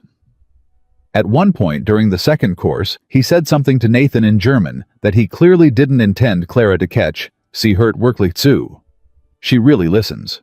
Nathan translated it. Clara looked at Dieter. "I'm trying to," she said. "I should have started earlier." Dieter regarded her for a long moment. Then he said in careful formal English, The English of someone who had learned it as an adult and used it with deliberate respect for its precision. That is an honest answer. I appreciate honest answers. So do I, Clara said. Then we understand each other about something, Dieter said. That is a beginning. James had been largely quiet through the dinner, which was the right call, and Nathan could tell from the quality of his silence that James knew it was the right call and had made it deliberately rather than being sidelined. He was absorbing. At the end of the meal, when the conversation had moved away from business and into something more personal, Dieter talking about his father-in-law's founding philosophy, the early years of the company. The decision not to sell in 2016, when the offer had been extraordinary, James said something that surprised Nathan. He said in halting but genuine German 4 words that he must have prepared, "Das verdient Respekt, Herr Brandt." That deserves respect, Mr. Brandt. Dieter looked at James. James's German was rough, and his accent was terrible, and every word of it was clearly effortful. "Danke," Dieter said quietly. "Thank you." And the warmth in it was real. Nathan had looked at James across the table, and James had given him the smallest nod. The nod of someone who'd done their homework and knew it, and wasn't going to make a thing of it. They took cars back to the hotel separately. Nathan rode alone, watching Frankfurt go past outside the window. The old city and the new city existing alongside each other, the way they did in all the European cities. He loved history and modernity in constant negotiation rather than resolution. His phone rang. He looked at the screen. Clara. "You're in the car behind me," he said when he answered. "I know." Her voice was different than it was in the office, not softer exactly, but less armored. "I wanted to say something before tonight gets filed into a folder." "Okay." "What you did in there," she said, "wasn't translating." "I know what translating looks like. I've had interpreters in negotiations before. What you did was something else." He was quiet, waiting. "You made him feel understood," she said. "You didn't just tell me what he was saying. You made him feel like someone was actually—" She stopped, started again. "He's been waiting for months for someone to see his company the way he sees it, and tonight someone did, and it changed everything in that room." Nathan looked at the streetlights going past. "That's the work," he said. "That's what it's always been." "I know that now," she said. "I didn't before." A pause. "I need to tell you something. You're not going to like it." "Tell me." "When I hired you, when I came to find you on that sidewalk, I told myself it was because you were the right person for the job. And you are. You're the most qualified person I've ever put in front of a European client." She paused. "But that wasn't the only reason. Part of it was that I needed to do something. After what I said. I needed to do something that felt like it balanced the account." He let that sit for a moment. "I know," he said. "You know. I knew when you came to find me," he said. "That's why I said no the first time. But you came back." "Because the work was real," he said. "The reason you came to me mattered. The work still mattered independent of the reason." "Are those separable?" she asked. "They have to be," he said. "Otherwise, I'd spend my whole life refusing things from people who hadn't been perfect first, and that's not a life. That's just another kind of pride." She was quiet for a long moment. The car was slowing. The hotel was close. "I've been thinking about what you said," she told him. "That last night in my office, about people who are looking for partners rather than targets. What about it? I've been running my company that way for 15 years, she said. Not intentionally, but I've been so focused on what I could get from relationships that I stopped thinking about what I could build in them." She paused. "That's not good business, but it's also just not good." "No," he said. "It's not." "How did you know that?" she said. "How did you figure that out, and I didn't?" He thought about Elena. About the first year after she died, when he had been so hollowed out and so lost, and so incapable of being anything for anyone that he had almost failed. Lily had almost lost himself so completely that even his daughter's need for him couldn't pull him back. About the night he'd sat at the kitchen table at 3 in the morning, unable to sleep, unable to eat, and had taken out a piece of paper and written down in German, because German had always been the language he thought most clearly in everything he still had. Everything that was still real. He had written Lily's name first, and then he had written about language, about what it meant to him, what it had always meant to him. Not a skill, not a credential, but a belief. A belief that understanding was possible. That across all the distance between people, cultural, historical, personal understanding was possible if you were willing to be changed by what you heard. He hadn't been changed by what he'd heard in a long time. He was starting to be again. He didn't say any of this to Clara. Some things were earned slowly through time and trust, and the two of them were still in the early days of whatever this was becoming. I had 3 years of very clear priorities, he said instead. When everything else falls away, you find out what you actually believe. She said quietly, I don't know what I actually believe. I know what I've built. I'm not sure those are the same thing. He let that be. He wasn't going to tell her what to believe. That wasn't his work. Get some sleep, he said. We have the formal proposal meeting at 9 tomorrow morning. I know. A beat. Nathan. Yeah. Thank you. For tonight. For all of it. He thought about what it cost a woman like Clara Whitmore to say that. The particular effort of it, the willingness to be seen as someone who needed to say it. Good night, Ms. Whitmore, he said. He heard something that might have been a small laugh. Good night, Mr. Caldwell. He called Lily at 7 Frankfurt time, which was 1 in the afternoon in Chicago. She answered on the second ring and said before anything else, We made the pierogi, and they were incredible. And Margaret said I have a gift. For pierogi specifically. For cooking in general, she said so. A pause. How's Germany? Cold, he said. Good. We had dinner with the German company tonight. Did it go well? Really well, yeah. Good. He could hear her satisfaction through the phone, clean and complete, the satisfaction of someone who had decided things would be fine and had been proven right. Don't forget my chocolate thing. I won't forget. Something I can't get here, she reminded him. I remember. After he hung up, he sat on the edge of the hotel bed for a while without doing anything. He was tired, in the particular way you get tired when you've spent several hours doing something that used most of you, not depleted, not hollow, but emptied out in the good way. The way a vessel is empty, when it's just been used for what it was made for. He thought about the look on Dieter Brandt's face when he'd used that opening address. That half-second of recalibration, the slight release of guardedness, the private smile. That was the moment. That was always the moment in his experience, not the agreement, not the signature, not the closing handshake. The moment was always that instant of recognition when one person realized that another person had made the effort to meet them where they were. When someone felt maybe unexpectedly, maybe against their preparations for disappointment, this person actually sees me. He had lived inside that moment professionally for years. He had stopped living inside it personally somewhere in the weight of grief and single fatherhood and learning to do a different kind of work. He was starting to find his way back to it. The formal proposal meeting the next morning was in Biovance Germany's conference room, which was on the 12th floor of a building in the Sachsenhausen district. And it was attended by Dieter, his CFO, his head of international partnerships, and 2 members of their legal team. Clara brought James and her own legal counsel. Nathan sat beside Clara and slightly back consultant's position. Not executive position, a placement he had chosen deliberately to signal that he was there to support the conversation rather than lead it. For the first 40 minutes he barely spoke. He didn't need to.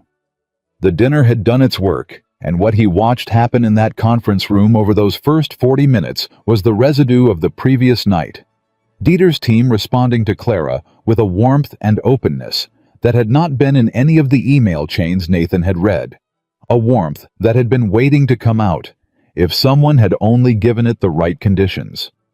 Clara was good. He had known she was good. You didn't build what she'd built without being genuinely, substantially good.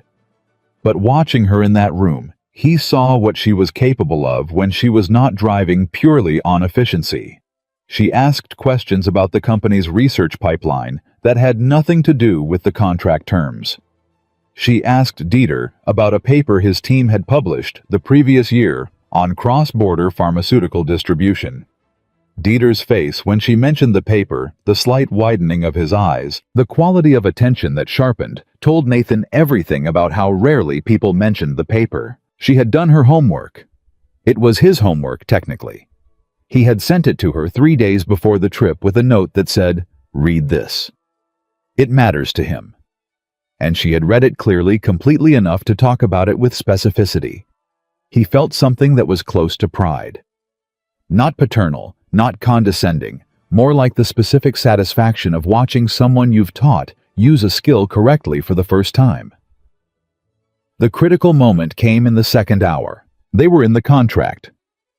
Specifics: the timeline, the revenue structure, the intellectual property provisions, and Vance's legal team raised a concern about a clause relating to research attribution that Clara's lawyers had drafted in a way that was technically legally precise, and that was also, Nathan knew immediately, deeply wrong in terms of what it communicated about Whitmore Global's intentions. The clause said, in essence, that any research findings emerging from the partnership could be published under either company's name, at either company's discretion.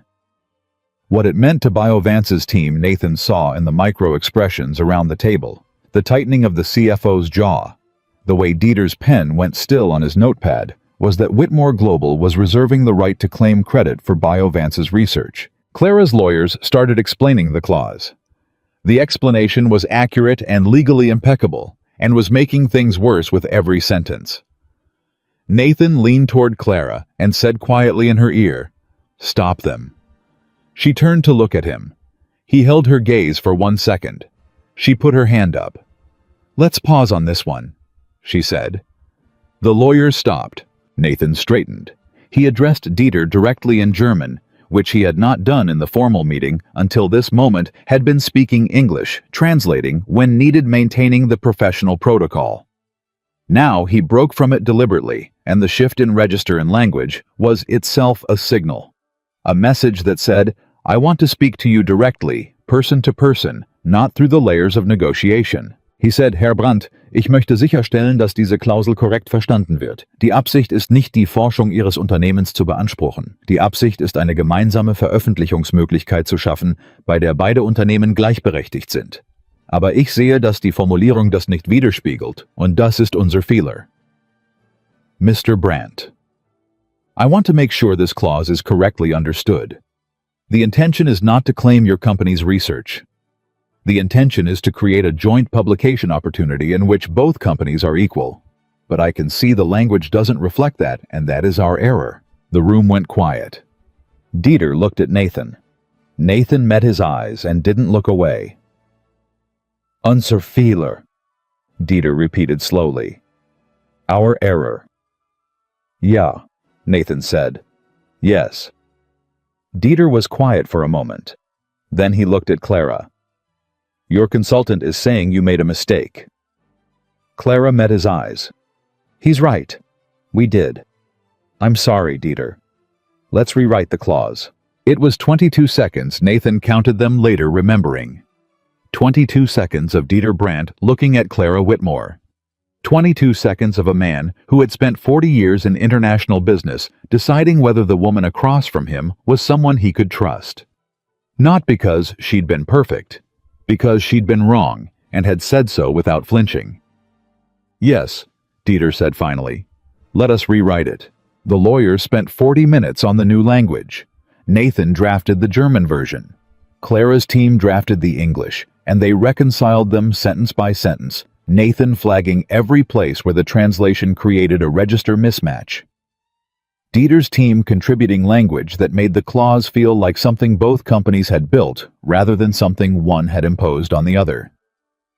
At the end of those 40 minutes, the clause read like a partnership rather than an acquisition.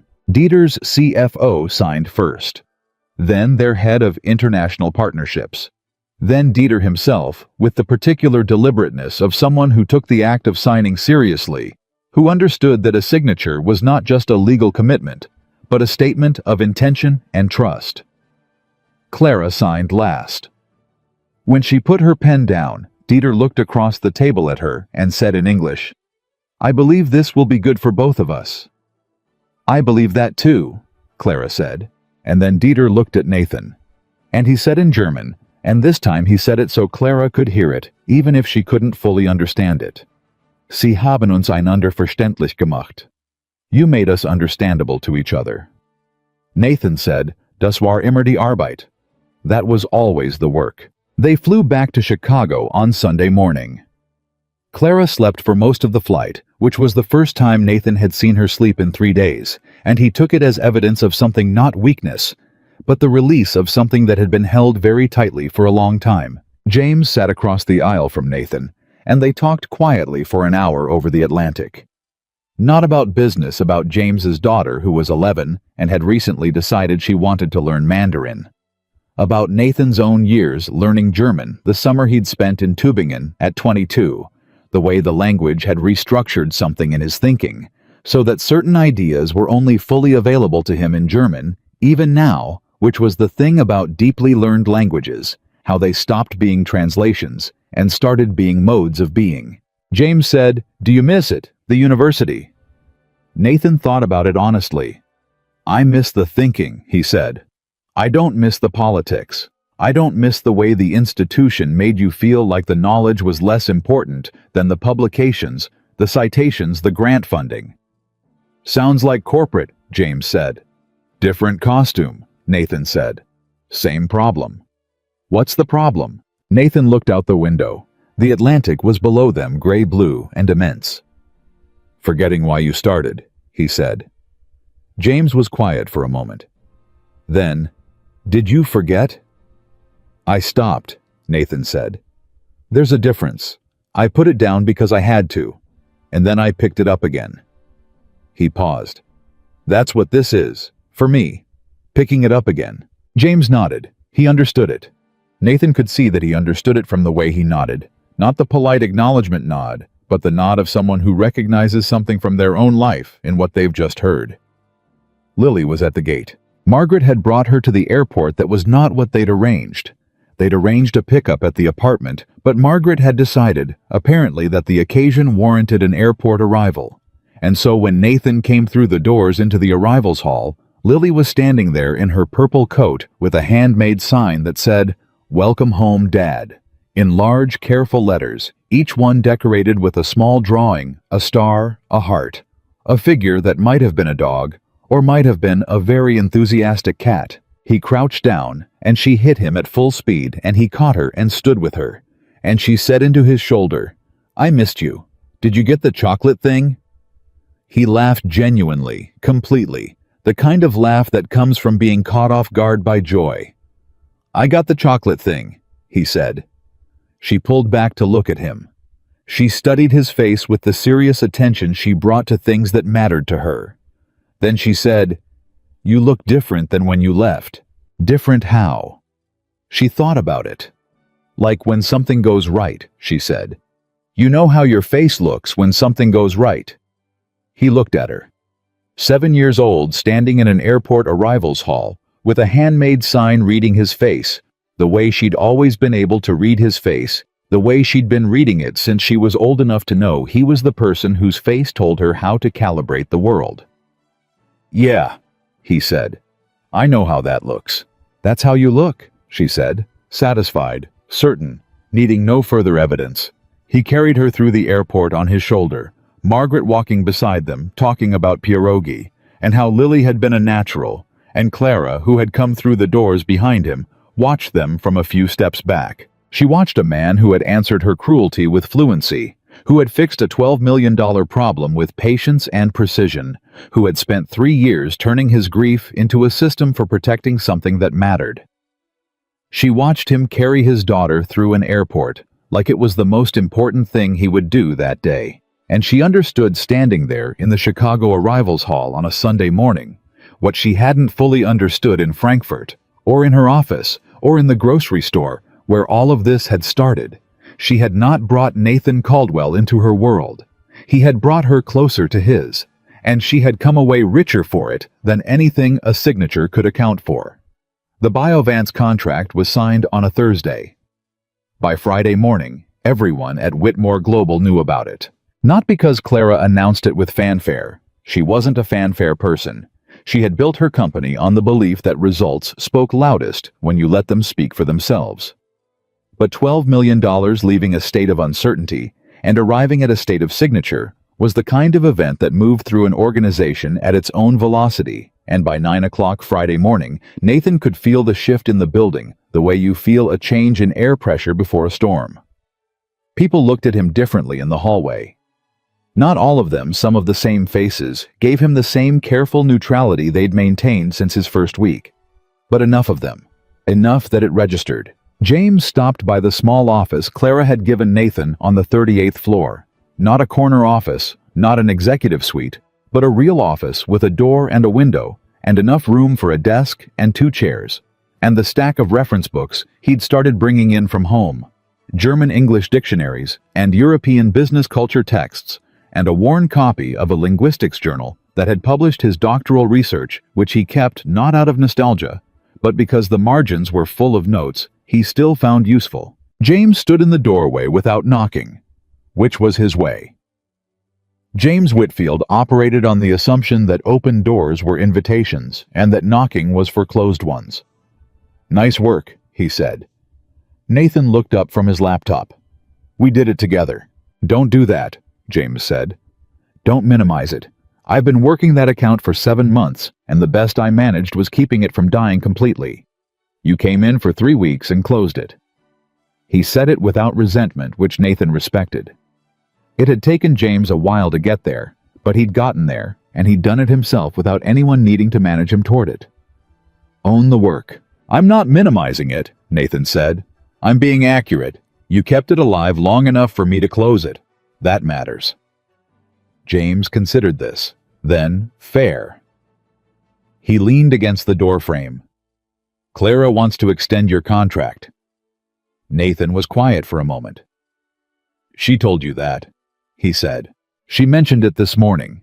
She's going to talk to you about it herself. I'm not the messenger. I just wanted you to know it's coming, so you're not surprised." He paused.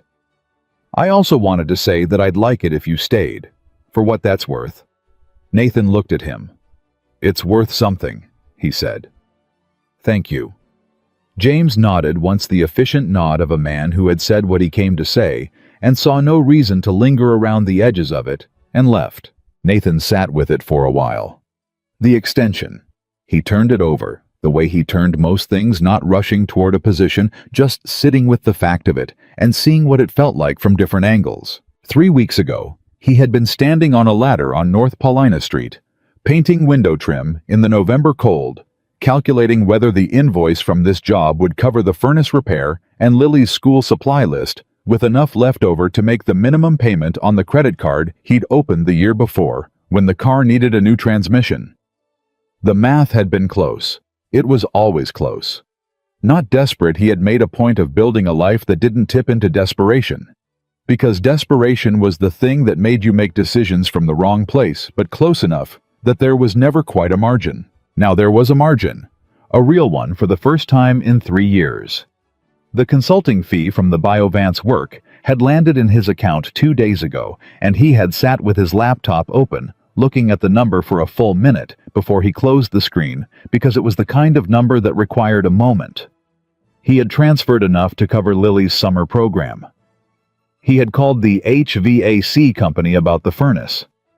He had paid off the credit card in full, and then he had sat at the kitchen table in the quiet after Lily was asleep, and he had felt something.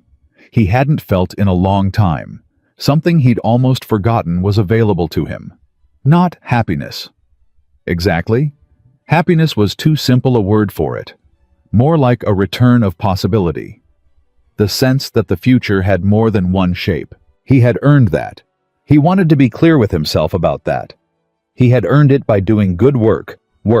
He was genuinely suited for work that had created real value for real people. It had not been given to him. It had not been charity. Clara had been honest about the mixed nature of her original motivation, and he had heard her and accepted it and moved past it because the work itself had never been complicated, even if the reasons behind the offer had been. The question of the extension was different from the question of the original contract. The original contract he had taken because he could see clearly what it was and what it wasn't. The extension asked him to decide something larger, whether he was willing to build something here in this place, with these people, rather than just complete a defined task and return to the life he'd constructed. He wasn't sure yet. He needed to think about it the way he thought about things that mattered, slowly, with all of himself present, without letting either the money or the fear of the money make the decision for him. Clara came to his office at 4 o'clock. She knocked, which surprised him. He'd noticed she didn't always knock, had the same open-door operating assumption as James. That she knocked now meant something. "Got a few minutes," she said. "Yeah." He closed his laptop. "James told me you were going to come." She sat down in one of the chairs across from his desk. Not the power position, not the chair that would put his desk between them, but the one alongside it, the same positioning she'd used in their early meetings. He'd noticed that she always chose it. He wasn't sure she knew she was doing it. "I want to extend the contract," she said. Not preamble, not build-up. Clara's directness was one of the things he'd come to appreciate, even as he understood that it was also the thing that had created problems with Dieter Brandt, and probably with 100 other relationships over the years. It was the same quality deployed in different registers toward goals productive, toward people sometimes blunt in ways that cut before you'd notice the blade. "I heard," he said. "Are you considering it?" "I'm thinking about it." She nodded. "What do you need to know?" "What does the extension look like?" he said. "Scope, duration, structure," she told him. 6 months minimum, potentially renewable. A defined portfolio of European relationships, not just Germany, but also a French medical research consortium and a Swedish pharmaceutical distributor they'd been trying to cultivate for 2 years.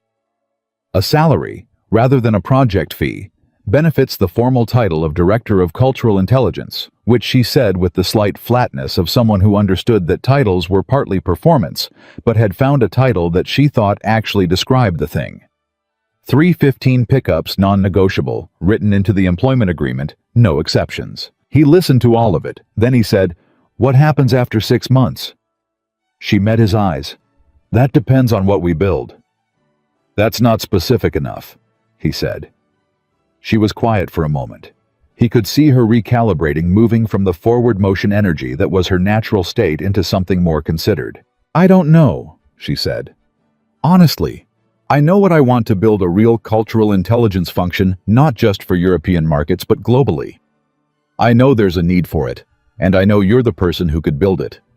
But I can't promise you a destination I haven't fully mapped yet." She paused. "What I can promise you is that I won't waste your time, and I won't pretend the work is something other than what it is." He thought about that. It was, he recognized, a genuine answer, not polished, not strategic, but accurate.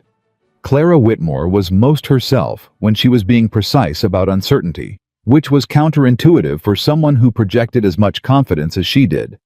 But he was beginning to understand that the confidence and the precision about uncertainty were actually the same thing. She was confident because she was honest about what she didn't know. "There's something else I want to talk to you about," she said before he could respond to the offer. Her voice shifted slightly, not softer, but more careful. "It's not about the contract." He waited. "I've been thinking," she said, "about something you said, before Frankfurt, in my office." She seemed to be choosing her words in a way she didn't always bother with. "You said a lot of people feel like they've only been seen for what they have, not who they are." "I remember.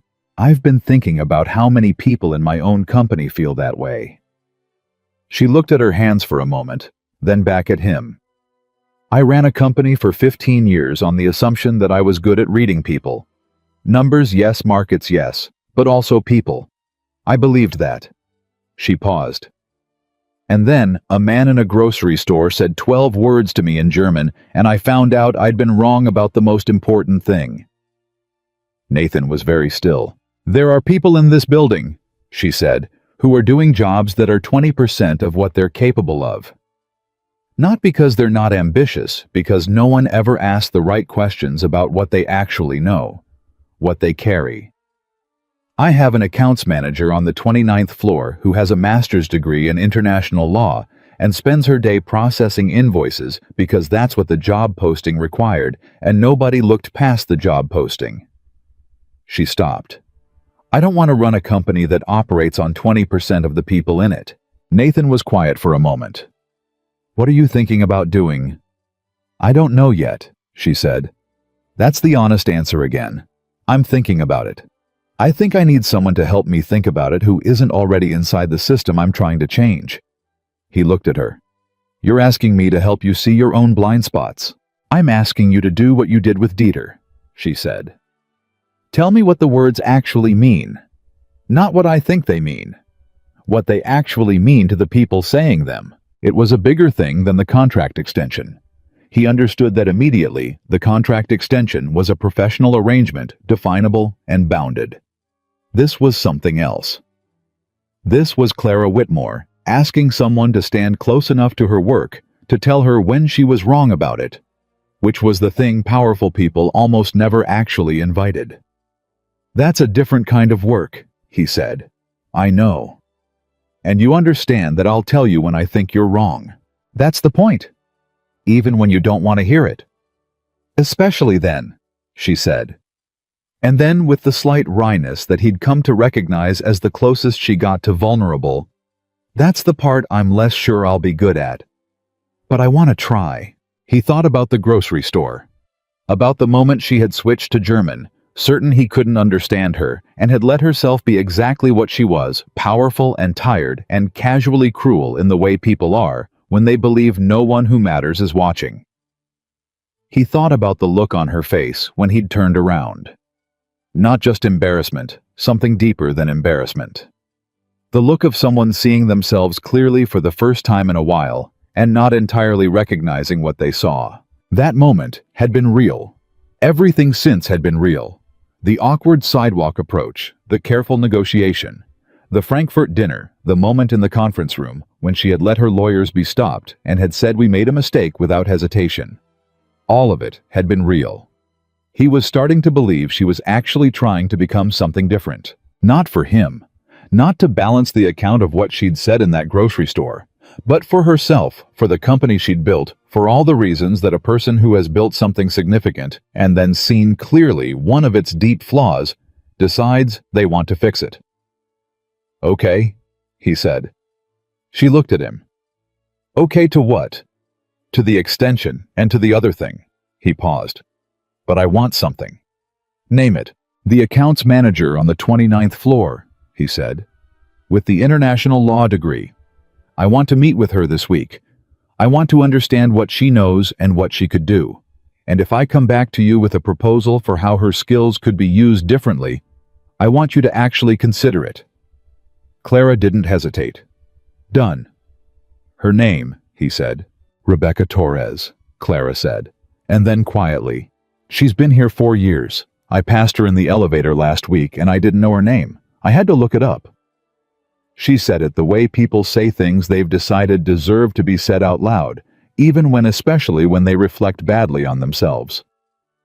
Nathan nodded. Let's start there.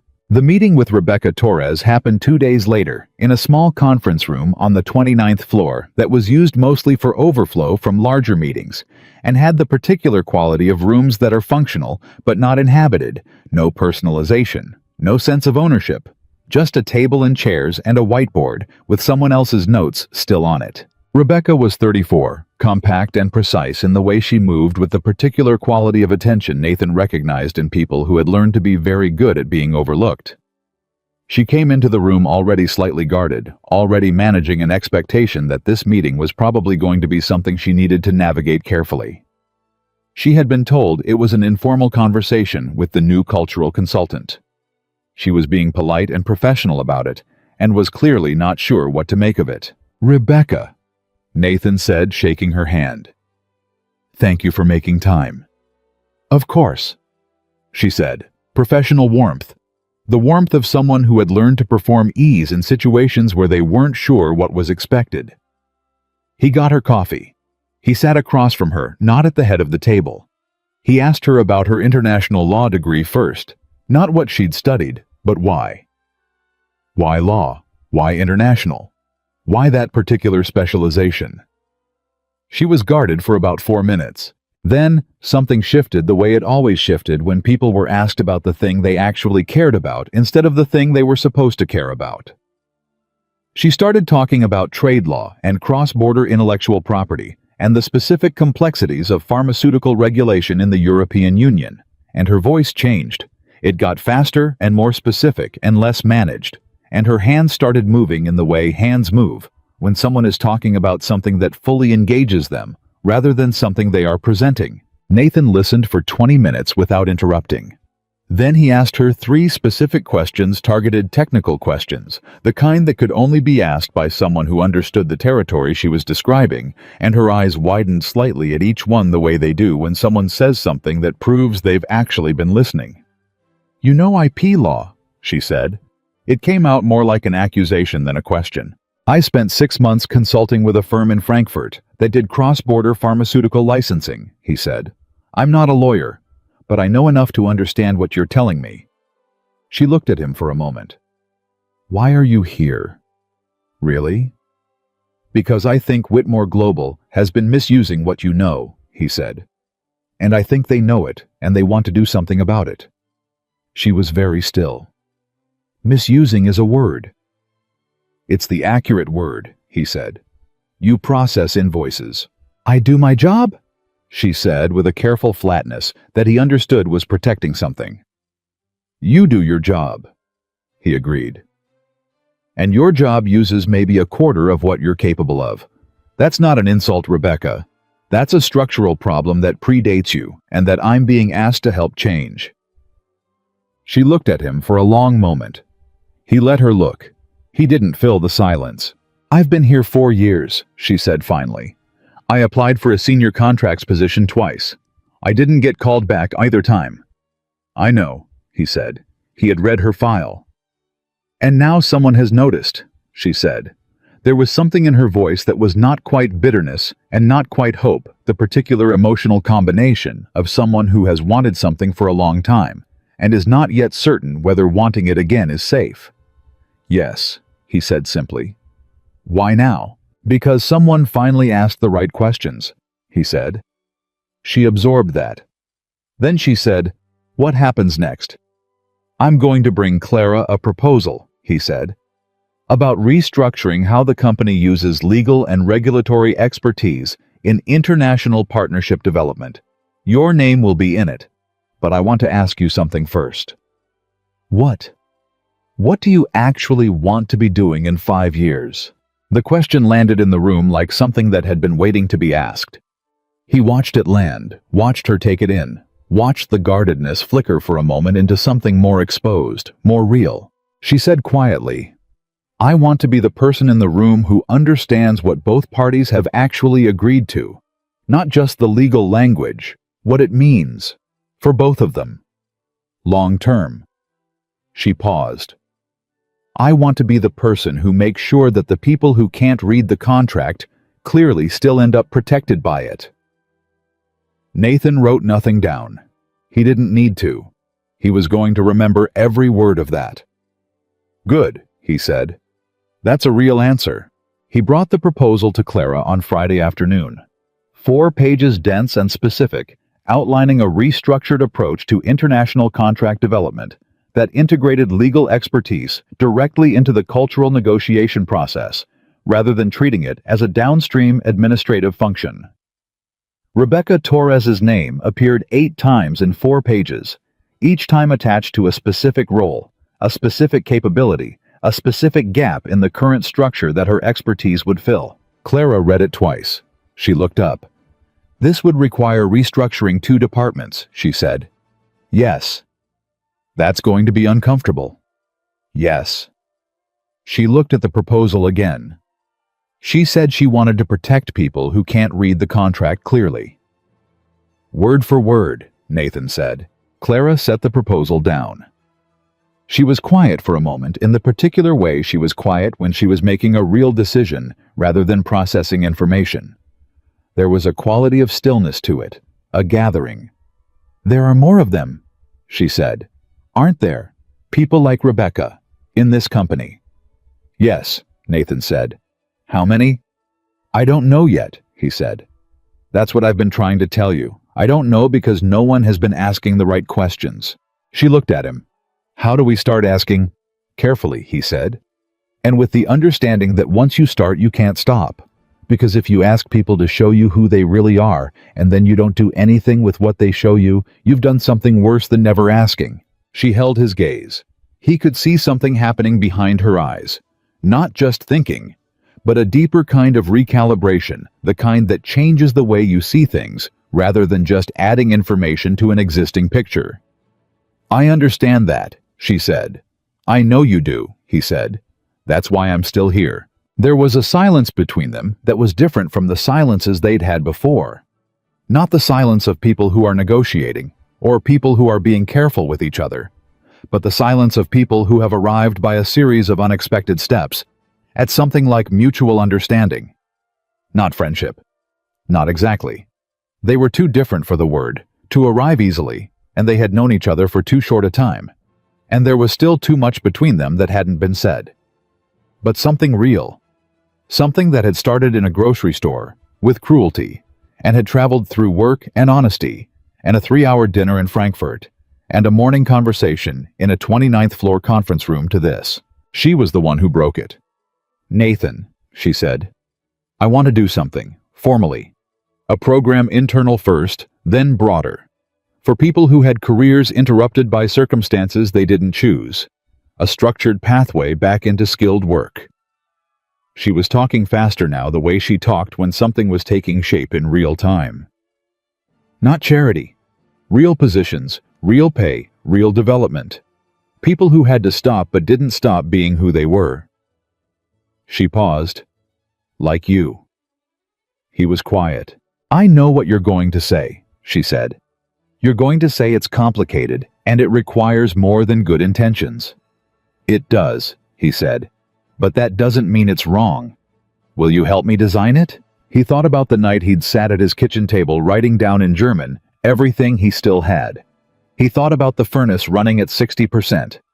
He thought about Lily in her purple coat reading a peanut butter label in a grocery store with complete seriousness trying to make a small decision correctly.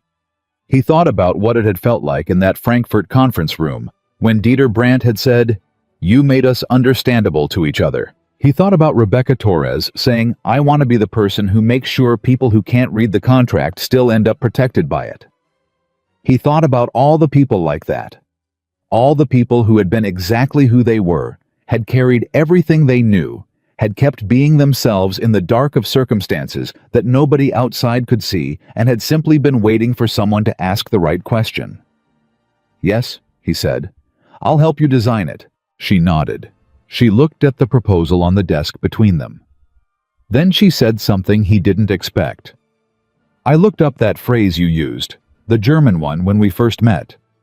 She said it carefully from memory, each syllable precise. Verstehen bedeutet sich verändern zu lassen.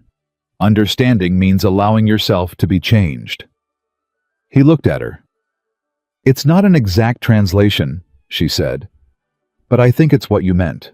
He thought about the 14-minute walk to school every morning, about Lily's hand in his automatic and complete, about all the ways a person could be changed by what they loved and not lose anything essential in the changing.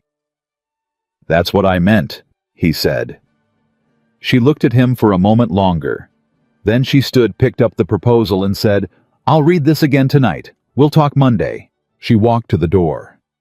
Then she stopped her back to him and said quietly in German, that was imperfect but deliberate and getting better every week, "Danke, Nathan, for alles." "Thank you, Nathan, for everything." He answered in the same language in the register she was beginning to learn in words that meant exactly what they said, "Das ist erst der Anfang." This is only the beginning. 6 months passed, the way meaningful time passes, not quickly, not slowly, but fully. Each week carrying its own weight, its own small turning points, its own evidence that something real was being built rather than performed.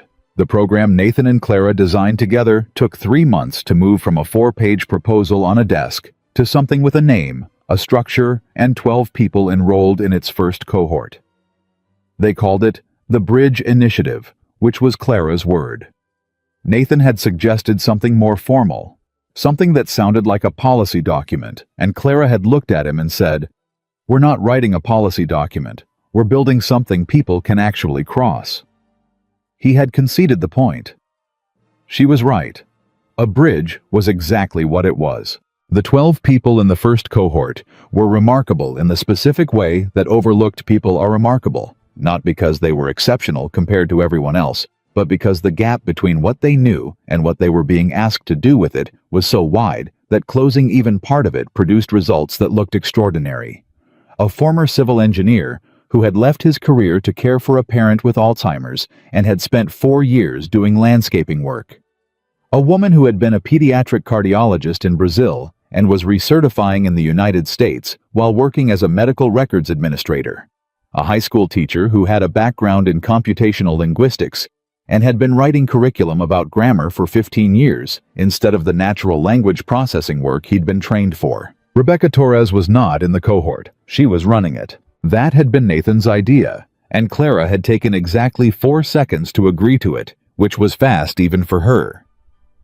Rebecca had spent the first 2 weeks of her new role with the particular stunned quality of someone who has been waiting for a door to open for so long that when it finally opens, they stand in the doorway for a moment before they can make themselves walk through.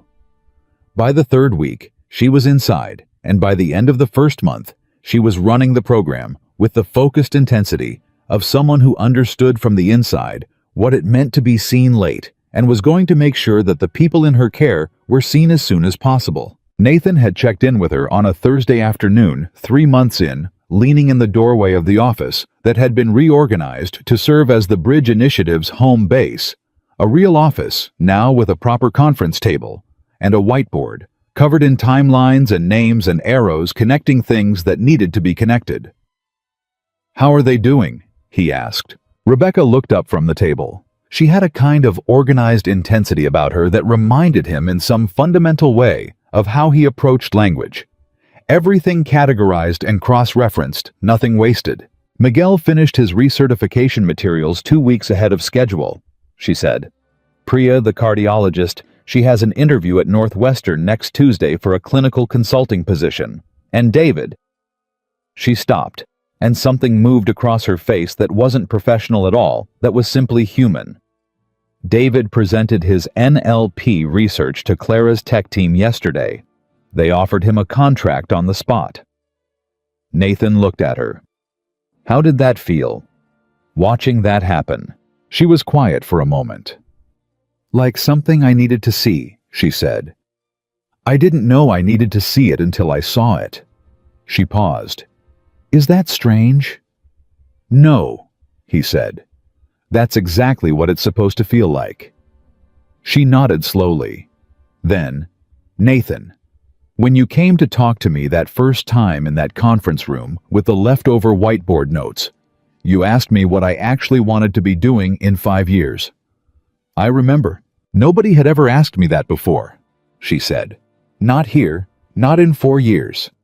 She said it without accusation, just as a statement of fact, and the weight of it was in the fact itself, rather than in any bitterness around it.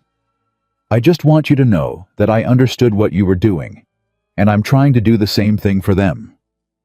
He said, "You're doing it better than I did." She shook her head. "I'm doing it because you showed me what it looked like." He carried that with him when he left. Not with pride exactly, with something quieter than pride. The satisfaction of something that had started as a private conviction becoming visible in the world. He had always believed that the work of understanding was not just academic, not just professional, not just a tool for negotiating contracts. He had believed it was the thing that made the distance between people crossable. He had believed it before Elena died, had believed it through the years of grief and physical work, and careful reconstruction had kept believing it in the 14-minute walks, and the kitchen table mornings, and the way he listened to Lily talk about peanut butter labels, and teachers, and questions about the world she couldn't fit together yet. He had just needed somewhere along the way to find the right room to practice it in again. The invitation from Northwestern arrived on a Tuesday in April. A white envelope on his kitchen table, slightly formal, the university letterhead in the upper left corner. He opened it with his coffee still in his hand, and read it standing up the way you read things that you're not quite ready to sit down for. They were hosting a symposium on cross-cultural communication in professional contexts. The keynote had canceled. They had heard about the BioVance partnership. They had heard about the Bridge Initiative. They wanted to know if Nathan Caldwell would consider addressing the faculty, the current doctoral students, and several invited guests from the business community. He read it twice. Then he set it down on the table and finished his coffee and took Lily to school and came home and sat at the kitchen table for a long time looking at the envelope. Northwestern, the university where he had spent 8 years building something he believed in, writing papers that mattered to him, teaching students who some of them had gone on to do work that built directly on what he'd given them. The university he had left, not in disgrace, not in failure, but in love.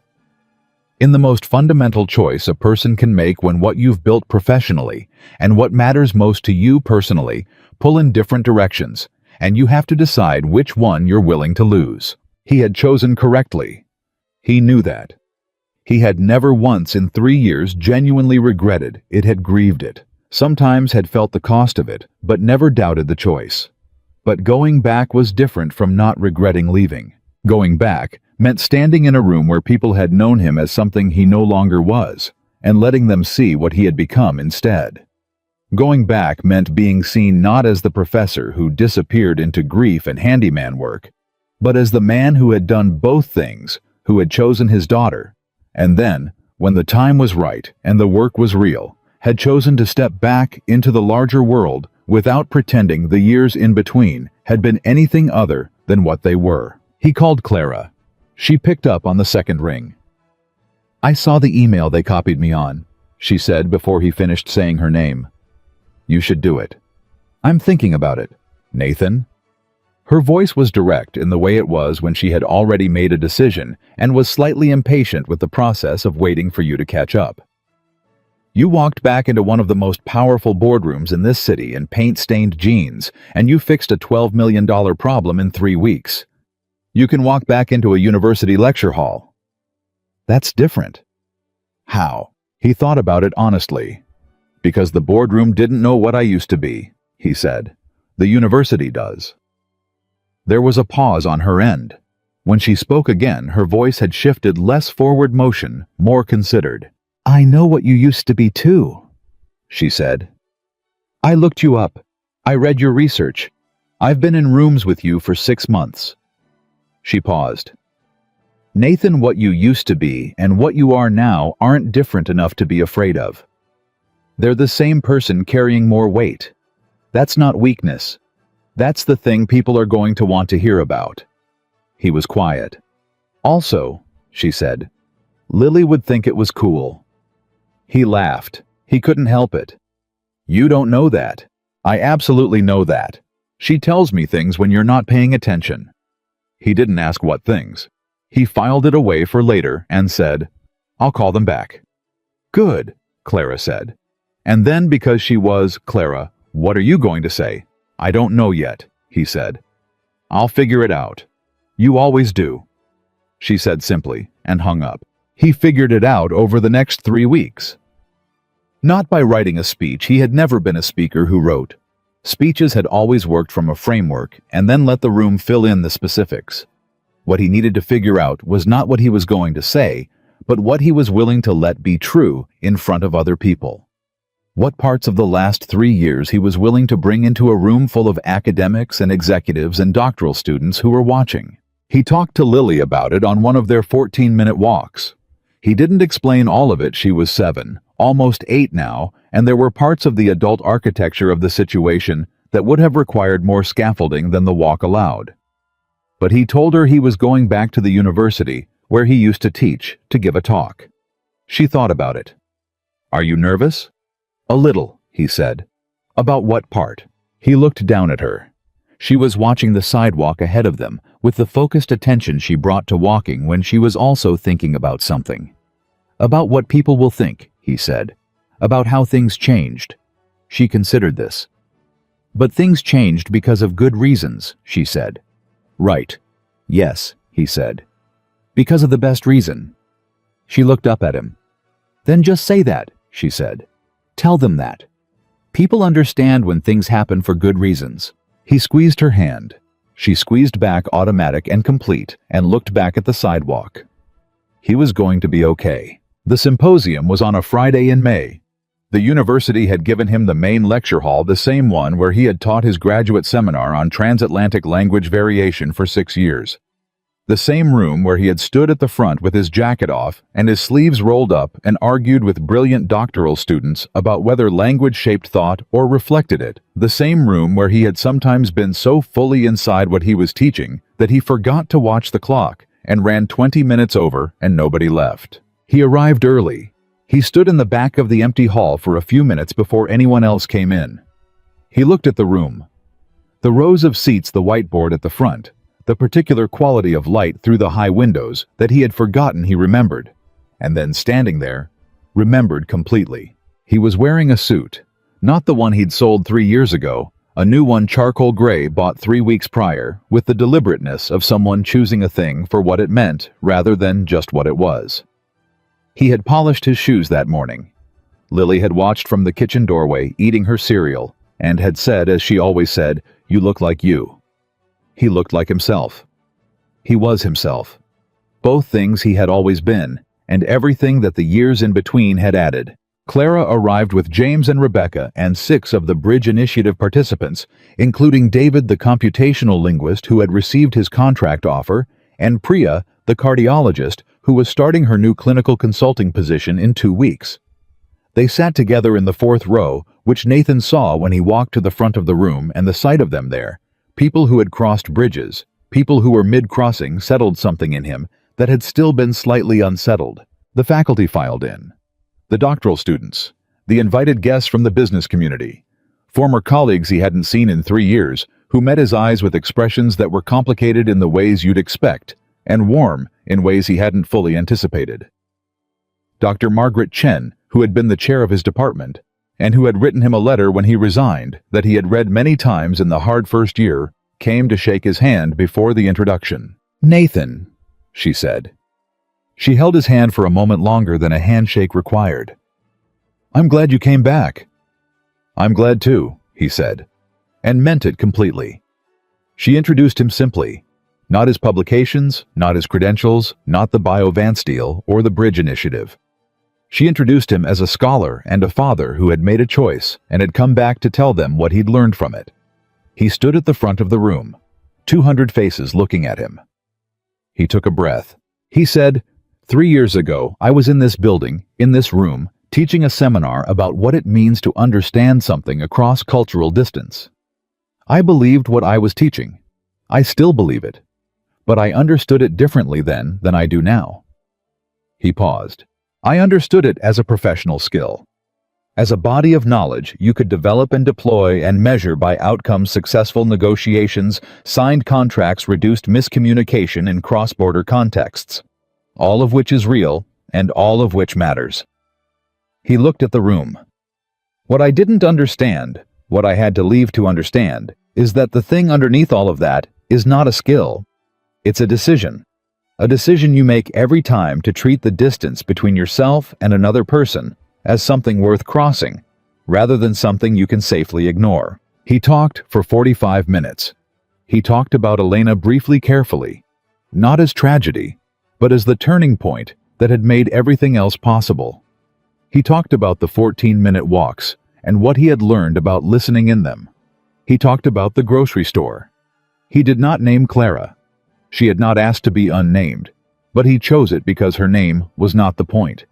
He talked about the moment he had heard himself described in a foreign language, by someone certain he couldn't understand, and what it had felt like, and what he had decided to do with that feeling. He talked about the boardroom in Frankfurt, about Dieter Brandt's face when he'd used that opening address, about the 22 seconds after Clara said we made a mistake, and what those seconds had actually been, not a dramatic pause before a signature, but a man deciding whether he trusted that the people across the table were willing to be changed by what they heard. He talked about Rebecca without her name, and about the 45 minutes in a small conference room when someone had finally asked a different kind of question. He talked about what it meant to carry knowledge through years when no one was asking for it, when the conditions of your life required you to put it down and do something else, and what it meant to pick it back up. He said, "The knowledge doesn't leave, it waits. And sometimes the years it waits in are the years that teach you what the knowledge is actually for." He talked about the Bridge Initiative. He talked about the people in it. He looked at the fourth row when he talked about them, and David caught his eye and gave him a small nod, the nod of someone who recognized themselves in what was being said. He finished by saying what he had come to say. What he had known somewhere in the kitchen table mornings and the 14-minute walks and the 6 months at Whitmore Global was the thing he needed to give back to this room. He said, "The greatest mistake we make in business, in scholarship, in the personal negotiation of being human in proximity to other humans, is believing that we already know someone's story before they've had a chance to tell it. We make this mistake most confidently when we are most certain we don't need the story, when the surface information feels sufficient, when the translation seems clear enough." He paused. It is never clear enough. The story is always more. The person is always more. And the distance between who we assume someone is and who they actually are is exactly the distance we have to be willing to cross if we want to build anything that lasts. The room was very quiet. He let it be quiet. Then he said, "Thank you." The applause started in the fourth row. David was on his feet first, which was right, and then Priya, and then Rebecca, and then Clara, and then James, and it moved through the room the way real responses move through rooms, not because it was expected, but because something true had been said and people recognized it and had no better way to say so. Dr. Chen was smiling. Former colleagues he had worked alongside for 8 years were on their feet. Doctoral students he had never met who had come to hear about cross-cultural communication and had heard something they hadn't expected, something about what it costs to understand and why it's worth the cost, were clapping with the particular energy of young people who have just heard something they are going to carry forward. He stood at the front of the room and let it happen around him. He was not performing humility. He was genuinely completely present in the moment, in this room, in this city, in this life, which was the life he had built from the materials available to him and had kept building through the years when the materials were modest and the margin was thin, and the most important work he did every day was 14 minutes long and ended at a school gate. After in the hallway, Clara found him. She didn't say anything for a moment. She had the look she got when she was processing something that had changed a calibration rather than adding data to an existing one. The look he now recognized as Clara, at her most genuine Clara, between the armoring that her competence required and the person underneath it, who was still, after everything she had built, capable of being surprised. "You were right," she said finally. "It's not a skill." He looked at her. "No," he said. "It never was." She was quiet for another moment. Then, "Nathan, for what it's worth, I am sorry for what I said in that grocery store. I've said it before. I'll keep saying it as long as it needs to be said." "It doesn't need to be said anymore," he told her. "We've moved past it." Have we? He thought about Rebecca running the Bridge Initiative with the focused precision of someone who understood from the inside what it meant to be seen late. He thought about Dieter Brandt's private smile when he'd been met on ground he didn't think anyone else was standing on. He thought about Lily in her purple coat reading a label with complete seriousness, deciding that the right choice mattered even when the stakes were small. He thought about a woman who had stood in a grocery store and said cruel things in a language she thought no one could understand, and who had spent the 6 months since then doing the hard, specific, uncomfortable work of becoming someone different. "Yes," he said. "We have." She nodded. She believed him. He could see that she believed him. Lily was waiting for him outside with Margaret in the May afternoon that had turned warm in the way Chicago afternoons sometimes did in spring, unexpectedly generously, like a gift that hadn't been promised. She was wearing the purple coat open over a dress Margaret had probably convinced her to put on for the occasion, and she was holding a sign she must have made that morning without telling him, because he would have told her she didn't need to. It said in the same large, careful letters as the airport sign, "That's my dad." He walked toward her, and she ran toward him, and he caught her and held her for a long moment in the May afternoon outside the university, where he had once built the first version of his life, and inside whose walls he had just stood and told the truth about what it had cost him and what it had made him. She said into his shoulder, "How did it go?" "Good," he said. "Really good." She pulled back to check his face the way she always did, the way she had always been the most accurate reader of everything he was. "You're not just saying that," she said. It was not a question. "I'm not just saying that," he said. She studied him for one more second. Then she nodded satisfied, and certain needing no further evidence. She took his hand. They started walking. Behind them, Clara Whitmore stood in the doorway of the university building and watched a man and his daughter walk into a spring afternoon hand in hand 14 minutes from home. She had built a billion-dollar company.